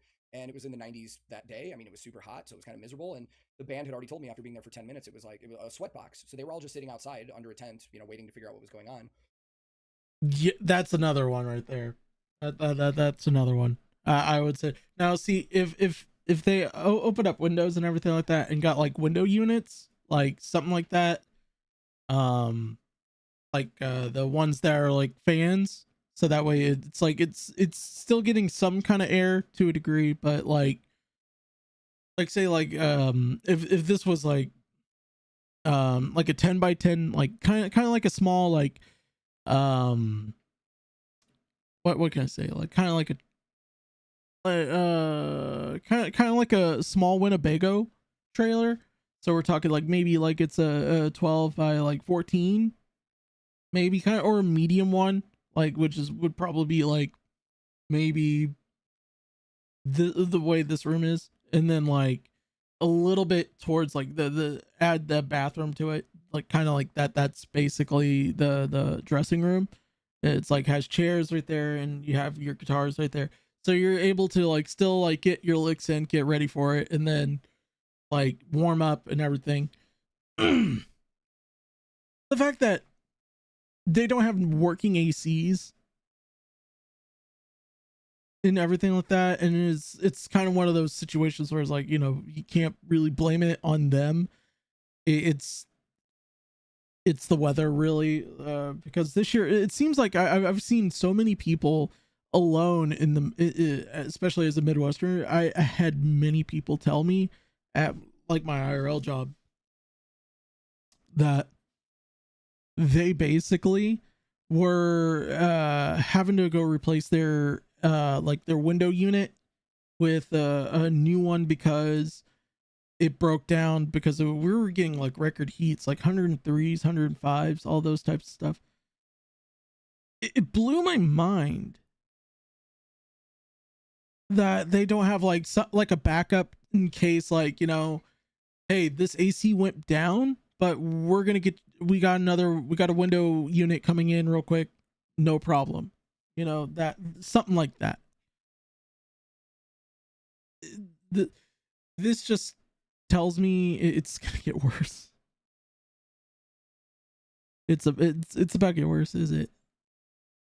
So while I was working out stuff with them, I started hearing from our production manager about how we needed to crossload. And again, it seemed like nobody at the festival knew what was going on. I was texting and calling people like, hey, I need a flatbed truck up at our buses to load all of our gear. We need a forklift for our video carts that we're using. And the same answer that I got every day, all day long, was just like, yeah, we got somebody on it. Like, we got somebody working on it. Cool, whatever. We didn't get our first flatbed to our buses until about 2 p.m., which, to be fair, was the scheduled load-in time they gave us, was about 2 p.m. But they told us to drop our trailer doors at about noon and start getting stuff out. There were no stagehands when we started unloading our trailer at all. I helped our crew unload, and we got everything out in the parking lot, just sitting in a gravel dirt parking lot. Pulled everything out, sat there waiting. At some point, I had to go back to the stage again just to make sure that the band was doing okay. I was told that they were going to bring a fan into the dressing room, and a air fan, not like a fan of the show. I was told that they were going to bring... Yeah, they were going to get a fan in there, just blow on them, just...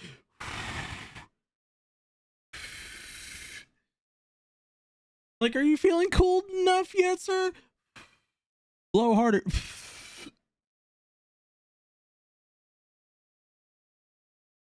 That would have been funny. Actually, you know what? I would probably giggled and just sat there and go like, okay, Blue Ridge Mountain has some sense of humor. Fan in there because the AC didn't work. Never got that fan. Never showed up. At this point, the band was still just sitting outside, like behind the stage with nothing really going on. Catering for lunch was pretty much non-existent at all. I was told that because of the storm the night before, that catering was all unorganized and they didn't really know what was going on. And then there was like barely any water backstage. There was no hospitality in the dressing rooms. I know that sounds like a diva thing, but it's like, these are the things that are advanced. It's like, we need water backstage for people that are hanging out. We need drinks. And yeah, that's a big thing right there too. Like, especially if you know it's going to be in the hot 90s and everything like that. I would have sold out every Walmart, every Circle K, or whatever, insert Walmart, like superstore here, grocery store chain, and bought all their water packs just for this show. Because like, if you knew the storm took out a lot of your shit, like I would have made up for it and just got it from went to Walmart's and had like people literally drive in with like cases of water and everything like that. Anything just to make sure that they're staying hydrated, they're gonna be a-okay and everything like that. I know a lot of people were getting dehydrated a lot during the time they were out there. This is the unfortunate thing about rock and roll. You know, rock and roll is a hell of a drug, but like there's a lot of risks to it. Snacks or something, food of some sort. And there really wasn't anything going on. And at one point, I did go back up top to where our buses were because they finally had a flatbed up there, but there was no forklift to get our stuff up there. The one stagehand that they tried to send up there disappeared. It was so unorganized and unprofessional. And then on top of all that, we had media going on that day for the band. So I had to just keep going back and forth. And where our buses were was like at least 1.5 miles away from the stage. So every time somebody needed to get to the stage, we needed to call a golf cart to take us down there, which again was taking 30 to 45 minutes to just get somebody to send one up there because it seemed like they didn't have enough and they also didn't know what was going on. Sparing a lot of other details during the day, I finally, at 3:30 p.m., had to get to the band to their signing session that was contracted to them from the festival. Now, the one detail about the signing session that I should bring up is that we were originally scheduled for 5:30 p.m. for the band to go sit at the tables and meet fans and sign stuff. And our set time was at 6:45, and that's really close. That's not enough time. If they do a 45-minute signing session, that leaves the band a half hour. I didn't want to do that. So earlier in the day, I had asked the festival if we could move our signing time to 3:30, which they told us was absolutely no problem. They would update the signing times. They would, let the fans know they were going to make announcements. So when I finally got backstage to get the band to their signing, they got us transportation on time, which was great. And they take us all the way across the festival grounds behind the main stage. And they take us to this gated area and they said, all right, here's your signing area. So go in there and we'll be back in a half hour to pick you guys up and everything's cool. So I was like, okay. So I told the band to wait and I go in there and there's 2 like 6-foot tables set up with just 2 little benches and there's no security. There's one person there that seemed, I don't know if they were a volunteer or staff at the festival, but they seemed to have no idea what was going on again. And they just said, hey, this is your signing area for the band. And there's people lined up. And I was like, okay, cool. Like, we don't have security, so this is going to be kind of weird. So I told the band what was. Yeah, that's another thing right there. That's a massive red flag. Now, I know they did, when I watched the documentary, they did say that there was some opportunities to meet for Fyre Festival. They did actually have security, so that's something that for like signings and all that, which that's something that I could actually positively look at at them for, at least. But the fact that, you know, you there's only 2 seats. There's only like a 6 foot, like 2 6-foot tables, and just one random guy just standing there, just like is he security, is he not? Like, he's just letting you know, like, oh hey, you're here for the signing, cool, whatever, you know. I that's a red flag. That's another red flag right there. Like, this is getting worse. Was going on. I brought him in. I sat him down at 3:30, and they just started signing stuff. And I could tell very quickly that something awkward was going on, and I didn't know what. But I realized, and one of the band members told me, they think we're somebody else. And I went out to the front and I looked, and they didn't. And the festival had not changed any of the schedules. The people that were in line were actually waiting for another band. They had no idea that Electric Callboy was signing at all. People were expecting to get something signed by another band, and it was very awkward and weird. I tried to get a hold of the festival people to try and tell them what was going on, and nothing was. I wasn't getting responses. So after about 5-10 minutes, the band that was supposed to be signing showed up, and their representative from the festival, honestly, was a little rude, but I understand the situation and the confusion. This person went right up to one of the Electric Callboy band members and started talking to them while they were signing. Was like, "Hey, what are you guys doing here? You shouldn't be here." And I grabbed this person. I said, "Hey, man, talk to me. They're signing. What's going on?" And he goes, "No, I'm talking to him." And I was like, "You talk to me. They're signing. What's going on?" And he goes, "Well, I've got this band here. They're supposed to be signing right now, but your band's here." And then blah blah blah. And I was like, "Listen, dude, we talked to the person at the festival, and they moved us to this time." And they were like, "Oh, nobody told me that, so I apologize." And they were cool about it. Meanwhile, the other band that was supposed to be signing is just standing off to the side, very confused, and I felt bad because nobody knew what was going on. And I finally just made the call because of how awkward and weird it was to just grab my guys, Electric Callboy, and say, "Yo, let's go. Let's go. Let's let this other band sign. They were supposed to be here. Nobody from the festival relayed this information." It was just a very awkward situation. So I get them. Now, see, this is where I would, and this is another thing. So when I was a kid, what they used to do for the NASCAR events, they had a line of tents, right? And they would have like, and you had a whole hour. So like half hour, there was like 10 drivers here, and then once the half hour was over, you had another set of drivers here, and it was practically like, you know, easier to get like through all the lines and everything.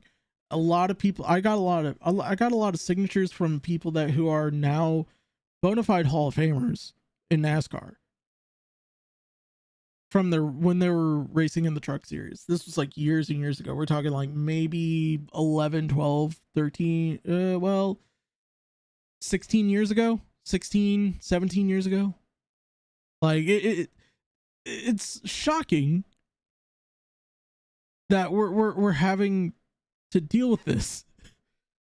Like, one band's just sitting there going like, "Hey bro, what's going on?" Now, first of all, like, I could give the other manager credit where credit's the handler for the other band's credit. Like, he was sticking up for his band. I could actually give him benefit of the doubt because he wasn't told like anything what was going on or anything like that.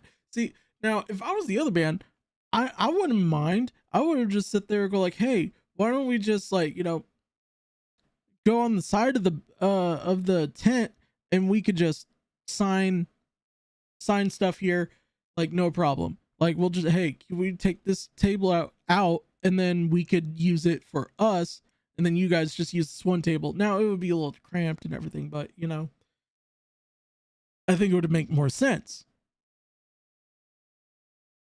I don't know. Maybe I'm just given benefit of the doubt, but, like, you know, they should have planned this better. They should have just done like a whole row of tents, and then just have like, okay, here's this band's thing from this time to this time, and then they go out, these bands come in, it's just a whole rotation. It's a clockwork rotation. I take them back to the dressing rooms behind the stage and kind of got in touch with my production manager and was like, "Hey, are you guys good? Are you finally loaded?" Because he was up at the buses with all the gear, and he goes, "Nope, no flatbed up here, no truck with flatbed, no forklift, no stagehands, no nothing. We're just sitting up here waiting. So I got a hold of somebody at the festival, told them what was going on. We needed somebody, and they're like, yeah, we'll get somebody down there. And sorry, I'm going to take a drink really quick. I feel like I'm talking a lot. My voice hurts. Anyways. Me too, dude. Me too. They were just sitting up there. Like 3 or 4 of my crew guys just sitting up there, like not knowing what was going on. And the festival was telling me it's being taken care of. We're sending somebody up there. I stayed down with the band because we had more media scheduled. We were actually supposed to do, like, I was supposed to take them to a meeting, well, not a meet and greet, but like an interview with Mark from Cardivox Academy on YouTube that a lot of you guys know. And I texted Mark and I was like, dude, there's so much craziness going on. I don't think we can do this. Like, I don't think I'll be able to meet up with you with the guys. Like, this is just too much. And he finally, Mark was nice enough to be like, dude, I get it. It's crazy here. I'm not going to repeat everything he said because that's his business. If he wants to tell you guys, that's cool. But we canceled that. And then we canceled 2 other things we had planned because just nobody knew what was going on. So at about 4 o'clock, I finally called my production manager on the radio again. And I said, are you guys taken care of? Is anybody up there? The answer again was no. Nobody knew what was going on. No stagehands, no flatbed, no forklift. Half of our gear had already made it to the stage, but the rest was still sitting at the buses. And we're at a point now where we've got 2.5 hours until our showtime. And there's a lot that's involved. You know, the techs have to work on stuff. They need to set up risers. They need to set up monitor worlds, front of house audio worlds, lighting stuff. So I spent the next hour basically calling everybody from the festival I could, even the production manager that I advanced with, and he just said, oh no, you know, the stage manager on your stage is taking care of it. So I talked to the stage manager, he has no idea. And what I started realizing in that moment was that every single fucking thing that I advanced with that festival never got relayed to anybody. So I realized that the staff at the festival was basically flying blind. The stage manager had no advances on anything. The stagehands that were there, which was not many of them, I only saw maybe like 4 or 5 all day. And at a festival like that, you usually have like a dozen per stage. Nobody knew what was going on. They didn't know what the bands had. I started realizing.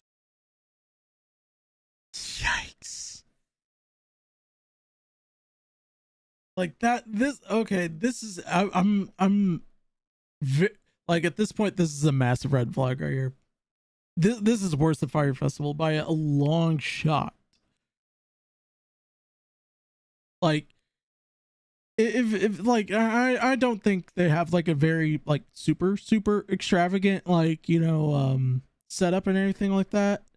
But the fact that these guys had only 2.5 hours after this, like, the signing incident happening,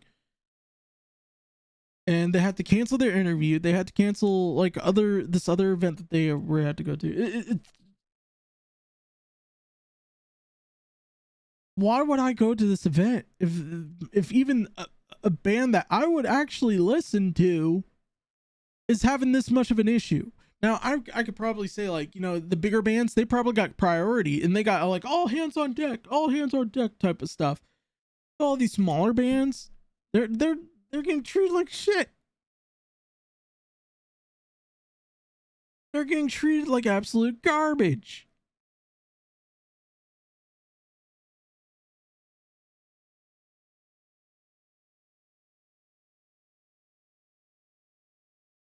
Like, I wouldn't want to be treated like garbage. This is highly disrespectful. And I bet after watching this video, there's going to be a lot of bands that they're gonna get big, and Blue Ridge Festival is gonna sit there and go like, hey, you know, hey, we heard you, we love your music, we want you to come back, No, no.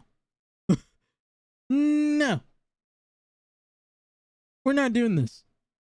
We ain't playing the Cha-Cha Slide Russian Roulette edition, all right?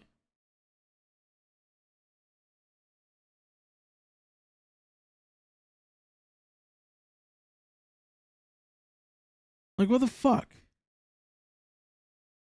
That all of the on-the-ground festival staff that was supposed to be doing hospitality and artist relations, they were all completely stressed. And it hit me that nobody has prepared these people for anything that's going on at this festival. And I felt so bad for them. I hold no animosity whatsoever to the festival staff here that was like on the ground working. It was complete chaos. Finally, at like 5:15, they finally sent a forklift and a flatbed up to our buses where our production manager was, and they started bringing down video carts. And our video carts are huge. They're like 8 foot long by 3 feet deep by 6.5 feet tall. They weigh 1,500 pounds each, and we have 3 of them.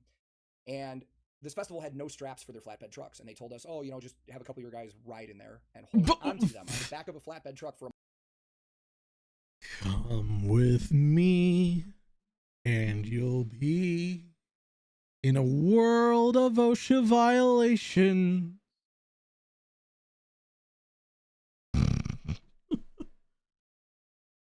Oh my God. How? Hmm.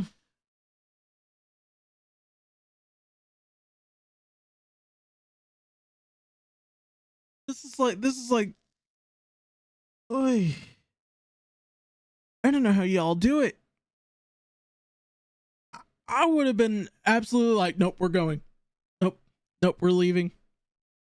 You guys have absolutely refused this. Like, that's too far. That's gonna cost us money if the flatbed guy takes one wrong turn. A mile and a half drive over bumps and cable ramps and all that. So our production manager said, we're going to try this. I'm down at the stage trying to organize what the hell is going on with everything. And at one point, our production manager radioed me and said, we're stopping this truck and I need a medic. And I found out that the one stagehand they sent us almost got crushed by one of the carts because it was on a flatbed, not strapped in. One of them actually did like smash our production manager's leg, and he was injured and couldn't walk for a while. And we just decided to park that truck where it was and forklift the carts to the stage. And we eventually did that. Just gigantic clusterfuck. Meanwhile, the band is still sitting near the dressing room. No air conditioning, no nothing. They sat outside all day. Like the bands, not just Electric Callboy, the other bands. Like they were just sitting outside all day. Like again, barely any catering, no water around, no drinks, no nothing. They were sitting out there from like 11 in the morning until showtime. And I realize as I'm saying this, a lot of people that are watching are like, yeah, but do you know what's going on with the fans? Yes, I do. I walked the grounds. Dude, I'm sorry for any of you that were at Blue Ridge Rock Fest. I walked the grounds, and what I saw was like, it was unbelievable. I believe they let in too many people, just from me looking, I would guess that. I saw trash piles about 7 feet tall all over the festival grounds. Like they had no sanitation crews. It's the big show. Well, I'm the big trash. This whole festival is trash. This whole oh God. The fact that he had to see this too. This flag is so big. It's like the world's biggest American flag, but it's a red flag instead of an American flag. This was taking out garbage. From what I understand, from what I was hearing from people that were there, they had nobody cleaning out porta potties. Porta potties were overflowing.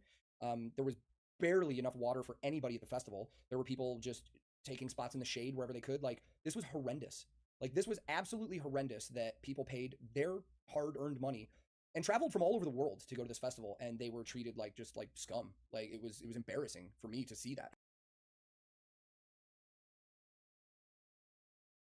Like, can I have a block of cheese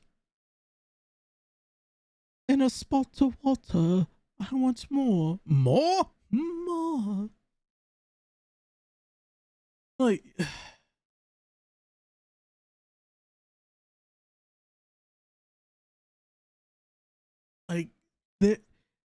this is absolutely the worst festival I've ever seen. How the fans were treated. I also understand that they weren't letting people in. People paid extra money to get shuttles from like the campgrounds and the parking to the stages, and they were school buses. I don't know how many they had, but definitely not enough to carry the people there. I saw messages from people online that said that they waited outside for hours and hours and hours and still never got let into the festival. And then the people that were in there, again, had to endure with not enough water and trash mountains and fucking porta potties overflowing. I mean, it was horrible. It's absolutely horrible. So we finally, just skipping over a few things, we finally got all of our gear to the stage at about 6 o'clock. And at that time, there was another band on, and they had some wind pickup, and they put our stage on a standby until the wind died down. But there was no rain, there was no thunder, lightning, there was no storms. It was just wind, and that delay lasted for like 15 minutes. They finally let the band before us finish their set, and when they did, we were on our changeover. During our changeover, again, I realized that the staff there had no idea what we were using. Like the stage manager was like, "You guys have video cards? Nobody told us this." And that starts at the top with production management. Again, I felt so bad for the stage manager on our stage, which was stage 4. He was a very awesome guy, completely defeated and overwhelmed. Like I felt so bad for the guy because he was just thrown to the wolves, man. He had no idea what was going on. Our crew absolutely crushes. Electric Callboys crew is one of the best crews I've ever worked with. They're phenomenal people. They got that show set up in like 20 minutes. In the normal time it takes us, we usually load in our shows at 10 a.m. and sound check it, 2, so 4 hours of setup time. They did it in 20 minutes. So, it's just mind-blowing. And then we get our video carts set up on stage, and we take our power distro out, power distribution, because you have to power lighting and video and stuff like that. And the electrician on the stage was like, no, we can't do this. We don't have power for you guys. You guys didn't advance this. To which I responded, the fuck I didn't, because I can take a lot of heat, but when somebody accuses me of not doing my job, I don't. Oh, the electrician said, "Oh no, you guys did 4." Oh no. See, this is a chain of command issue that should have been fixed in the first place.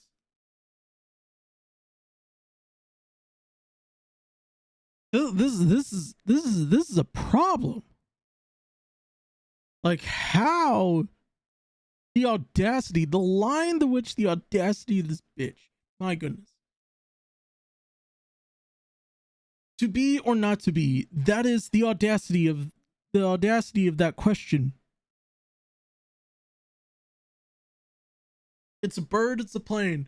The audacity of this electrician. Don't dig that. And I apologized to him because I realized, like, I didn't mean to really swear at him. I was like, you know, he goes, nobody told us. And I was like, I get it. I realize it now. Nobody told you anything, but like, we advanced to this. So he told us he had no power, which meant we could not use our video for our set. Luckily, one of the bands on our stage that was playing after us, I happened to know some of their crew. They were nice enough to let us tie into their power so we could use our video. We had to run a bunch of separate cables everywhere. Our lighting director, who's also a production manager, had to run to front of house. And it was the first time all day he had seen the house lighting console. No programming, no nothing. Just got on the board literally at the start of the show. It was crazy. We somehow used like all of our stuff, the video wall. We didn't use our lighting package that we would normally use because we just didn't have time or power or anything like that. But I will say, the show was great. The crowd was insane for these guys. I'm happy with the response they got for their first US festival. And I will say the band put on a great show and they enjoyed it. After they got done, they went back to the dressing rooms and we found out that the air conditioning was finally fixed back there. And they did have catering up for dinner, so people were able to eat and stuff like that, but it was still hard to find like water and stuff like that. And then for our loadout for the crew, it's the same thing as the inn, man. Nobody knew what was going on. My plan was to get us out of there. Like, we finished our set at like 7:50 in the evening. I figured we could get out of there by 10:30 because we had that long drive, and I had my drivers back at about 9:30. And it was the same thing. Nobody knew where to get a flatbed to crossload. Nobody knew where to find a forklift. So we sat there for about 2 hours before we even knew what was going on. They finally, at some point, I found a golf cart backstage and just asked somebody, "Can you take my band back to the buses, please?" About half the band left. But I had to just start calling every phone number that I had and being like, "Guys, we need a flatbed and a forklift down here." And I found out that they only had like one flatbed truck and forklift for like the entire fucking festival. 40 bands. Whoa.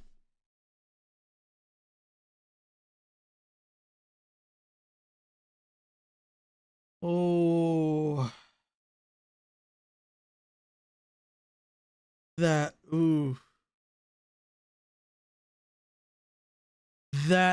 a fool. I think we found a bigger flag than that. Oh,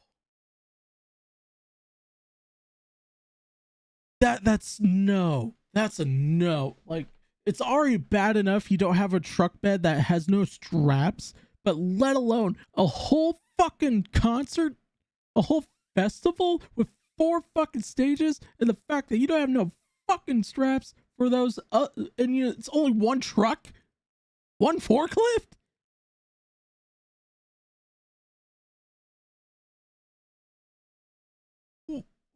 Oh my god. I'm getting lightheaded just thinking about this.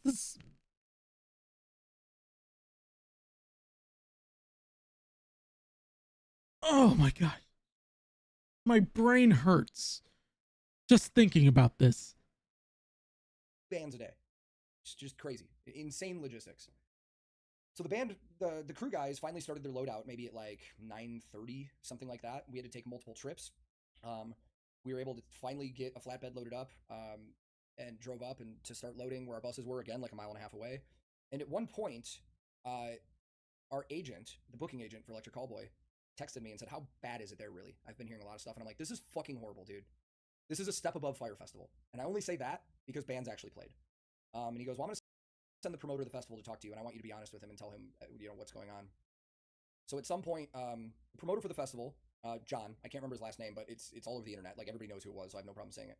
He came to our bus, and he's like, "Hey, man, I was told you wanted to talk to me. I wanted to see how your day went." And I told this guy straight to his face, "Dude, I have been touring for almost 17 years. Actually, probably about 17 at this point. I've never encountered a more unprofessional, unorganized, unsafe festival in my entire life. Not only for the bands, but for the crew, for your staff at the festival on site, and especially for the fans." And this guy actually looked shocked. He looked surprised. Of course. No one's gonna lie to someone who's gonna get paid. Oh yeah, no, we're fine. Don't worry about this. We're good, we're good. Yeah, this is that type of shit that gets you OSHA violations. People fired, blackballed from every music promotion that there is. Like how do you work with the? I'm getting really lightheaded about this. Oh. Dude, I sympathize with this man really hard right now. Techno Kings especially.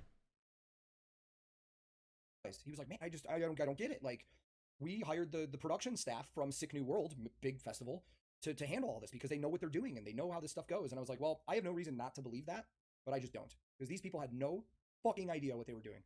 I don't know if that production team third party contracted it out to other people. I don't know what happened.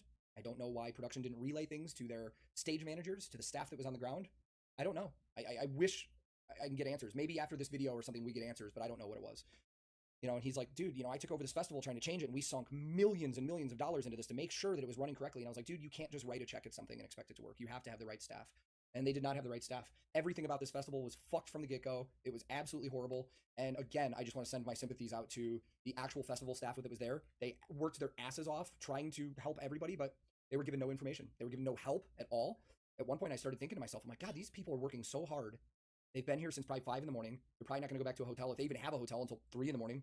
I don't know how people are sleeping. I don't know how people are eating, surviving. Like, it's mind-blowing. So to the festival staff that was at Blue Ridge, excluding the production crew, thank you guys if you ever see this for working as hard as you did. Like, I don't know how you guys did it. And I agree. Told this guy how bad it was. And at one funny point in the conversation, I will say this was kind of funny. Sorry, Snooze. This has been going on for a while.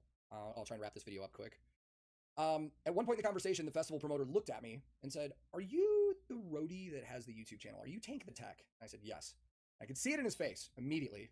Like, he didn't even have to say anything. I saw it in his face, like, oh, fuck. Like, and he was like, dude, I like your channel. I've seen it. But I know in that moment he realized, like, this guy might say something.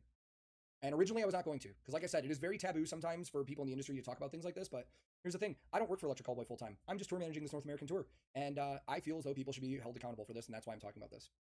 Again, this was the most unorganized, unprofessional, unsafe production I've ever been a part of in my entire life touring. I can't speak for any of the other bands because I don't know how it was on other stages. Like we were not on the main stage. I don't know how it was, you know, for bands like Slipknot and Danzig that were there the same day. But I do have friends. I do have friends in a lot of camps that were on the other stages.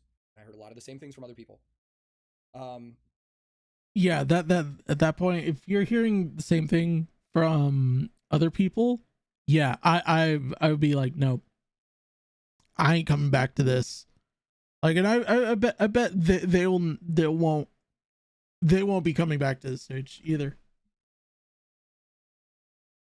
You know, I did thank the promoter. I was like, dude, thank you for having us. You know, it's just, this doesn't work. This didn't work. This is a horrendous shit show. It is an absolute dumpster fire. And you guys should be embarrassed for putting this on. Those are my exact words. And I found out that this promoter is the promoter for some other festivals that are great festivals in the US, like metal and rock production. So I don't understand how that happened. The only thing I can think of is that the production staff that was hired for this festival absolutely dropped the ball on everything. That's the only thing I can think of. Because again, the people that were working on the ground, the stage managers, the stagehands, the catering people backstage, the hospitality, the artist relations people, the vendors, they were trying their hardest. And I appreciate them. And it just, they were thrown to the wolves. They had no support, no help, no nothing. So finally we get loaded out at, we had to take multiple trips with the flatbed and everything to our trailers, which were again 1.5 miles away. I had planned on getting us out of there by 10:30.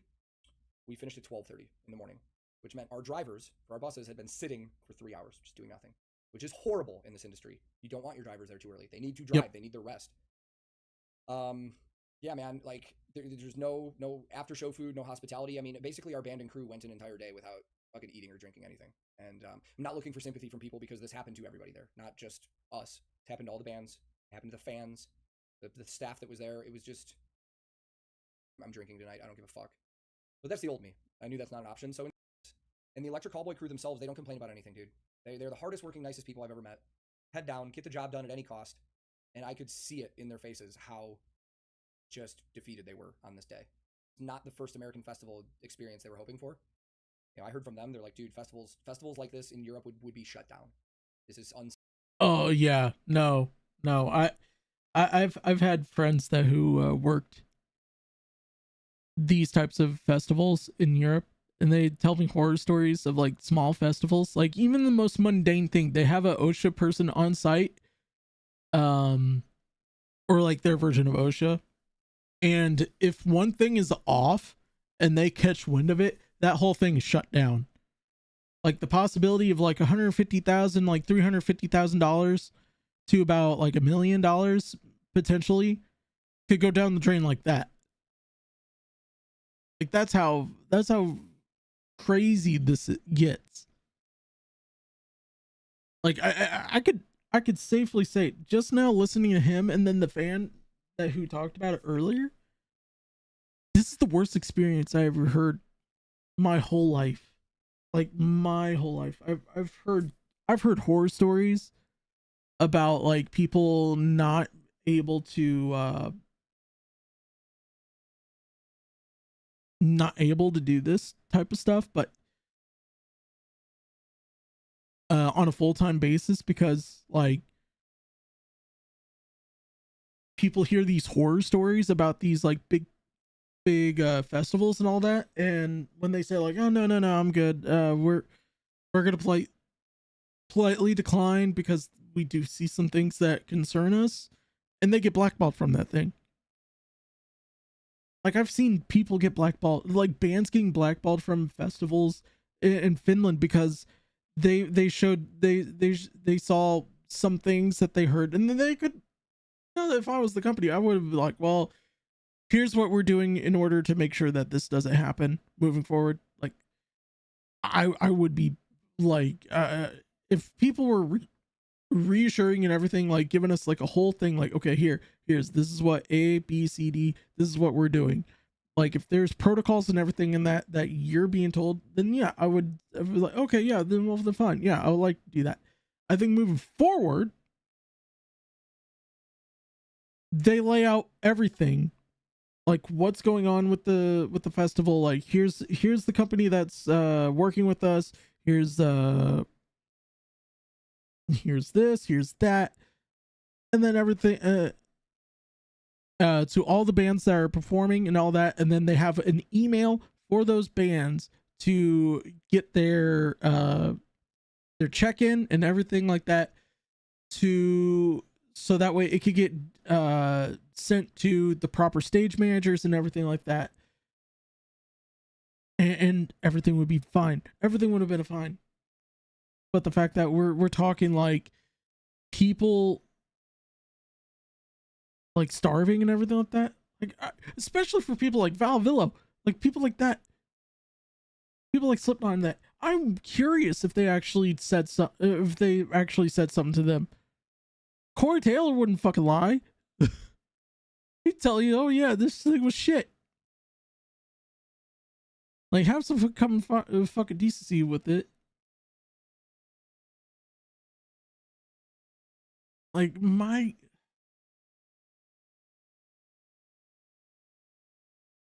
I'm so angry about this. Like I'm sorry, but I'm very angry at the moment that they had to deal with this. Like this is worse than Fyre Festival. I'm saying it right now. Hands fucking down.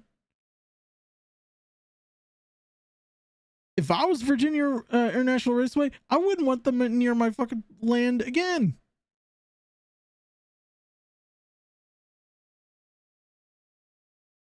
Safe, unsanitary, unprofessional, unorganized, and it was just bad all around. So the next day, when I saw that Blue Ridge Festival was canceled due to weather, I was like, no fucking way. I looked at the radar immediately, and there was no weather in that area at all.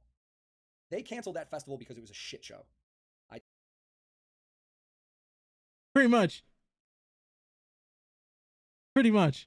Talked to some friends that were there on that Saturday, and I was told that a lot of the festival staff had walked off. I said, no, we're not doing this anymore. They left. The festival is blaming the weather for the cancellation for everything. Maybe that first day with the storms was what made everything go sideways.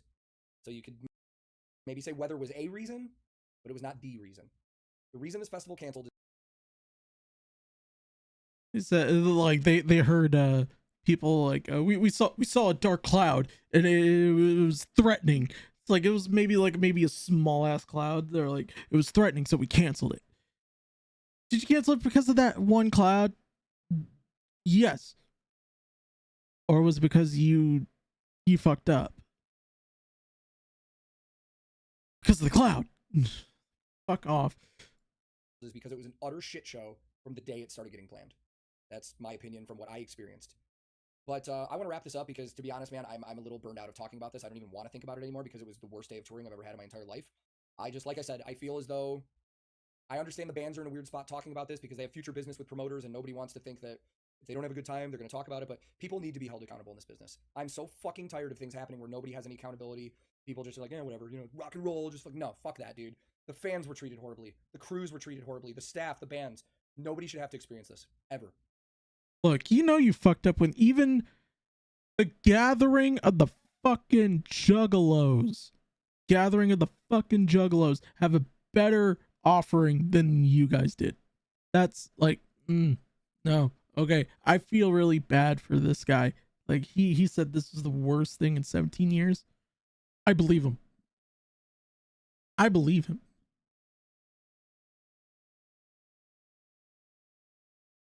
Now,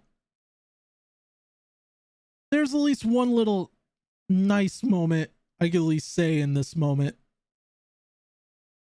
of time that I seen today that really made me happy.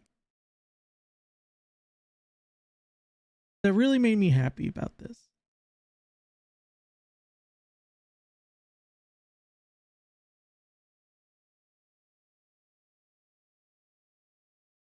The Rolling Stones report Oliver Anthony, Papa Roach, Shinedown cover Lynyrd Skynyrd at makeshift acoustic gig. So in the midst of the chaos of all this, the three artists teamed up for an impromptu concert after the final 2 days of Blue Ridge Rock Festival were called off because of severe weather. It was the cloud. It was threatening. Oliver, by the way, this is by John Balliston, who, and there's the picture right there. I like this picture right here. This is true dedication to fans.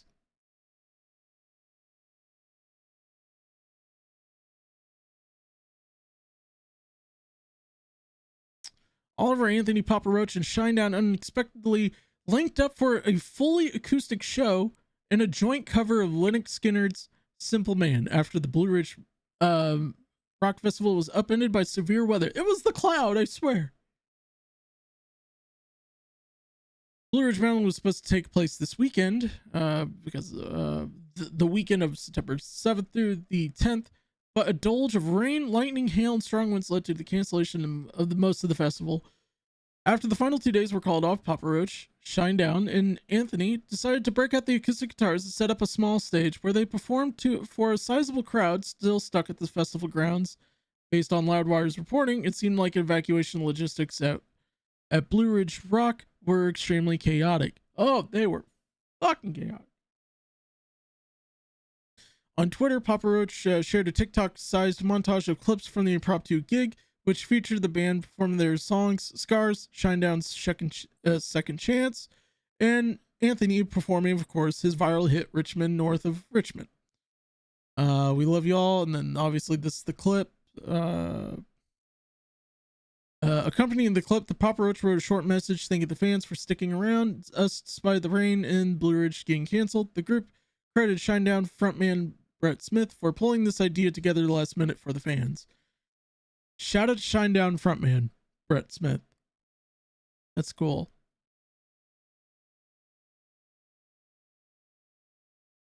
A handful of other videos of the makeshift gig has surfaced on YouTube as well, including Papa Roach performing Last Resort.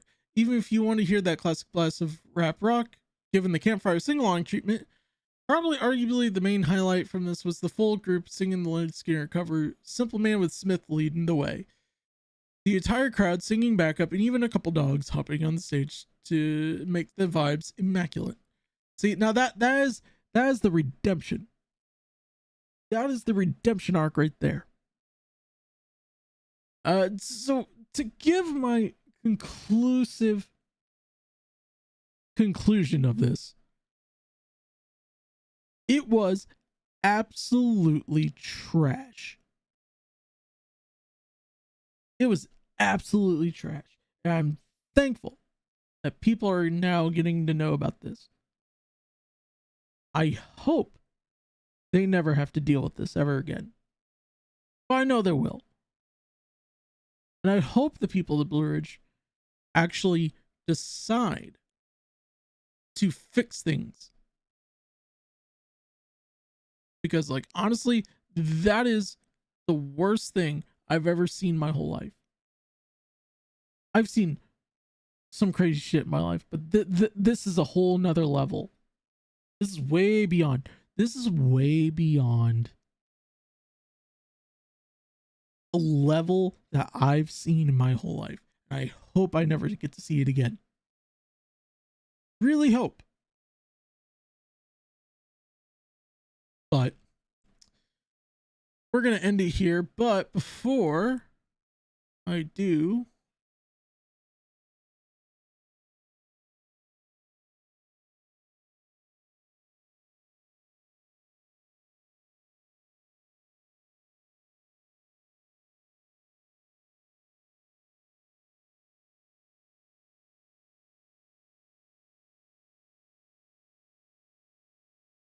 see. Mike the Bike just put out a song 4 days ago. And it's a really good song. We're going to end it here. It's Keeman Brantley. Team Show parody. They did a cover of Eminem.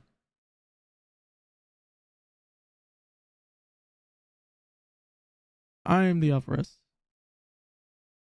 Thank you guys so much for watching.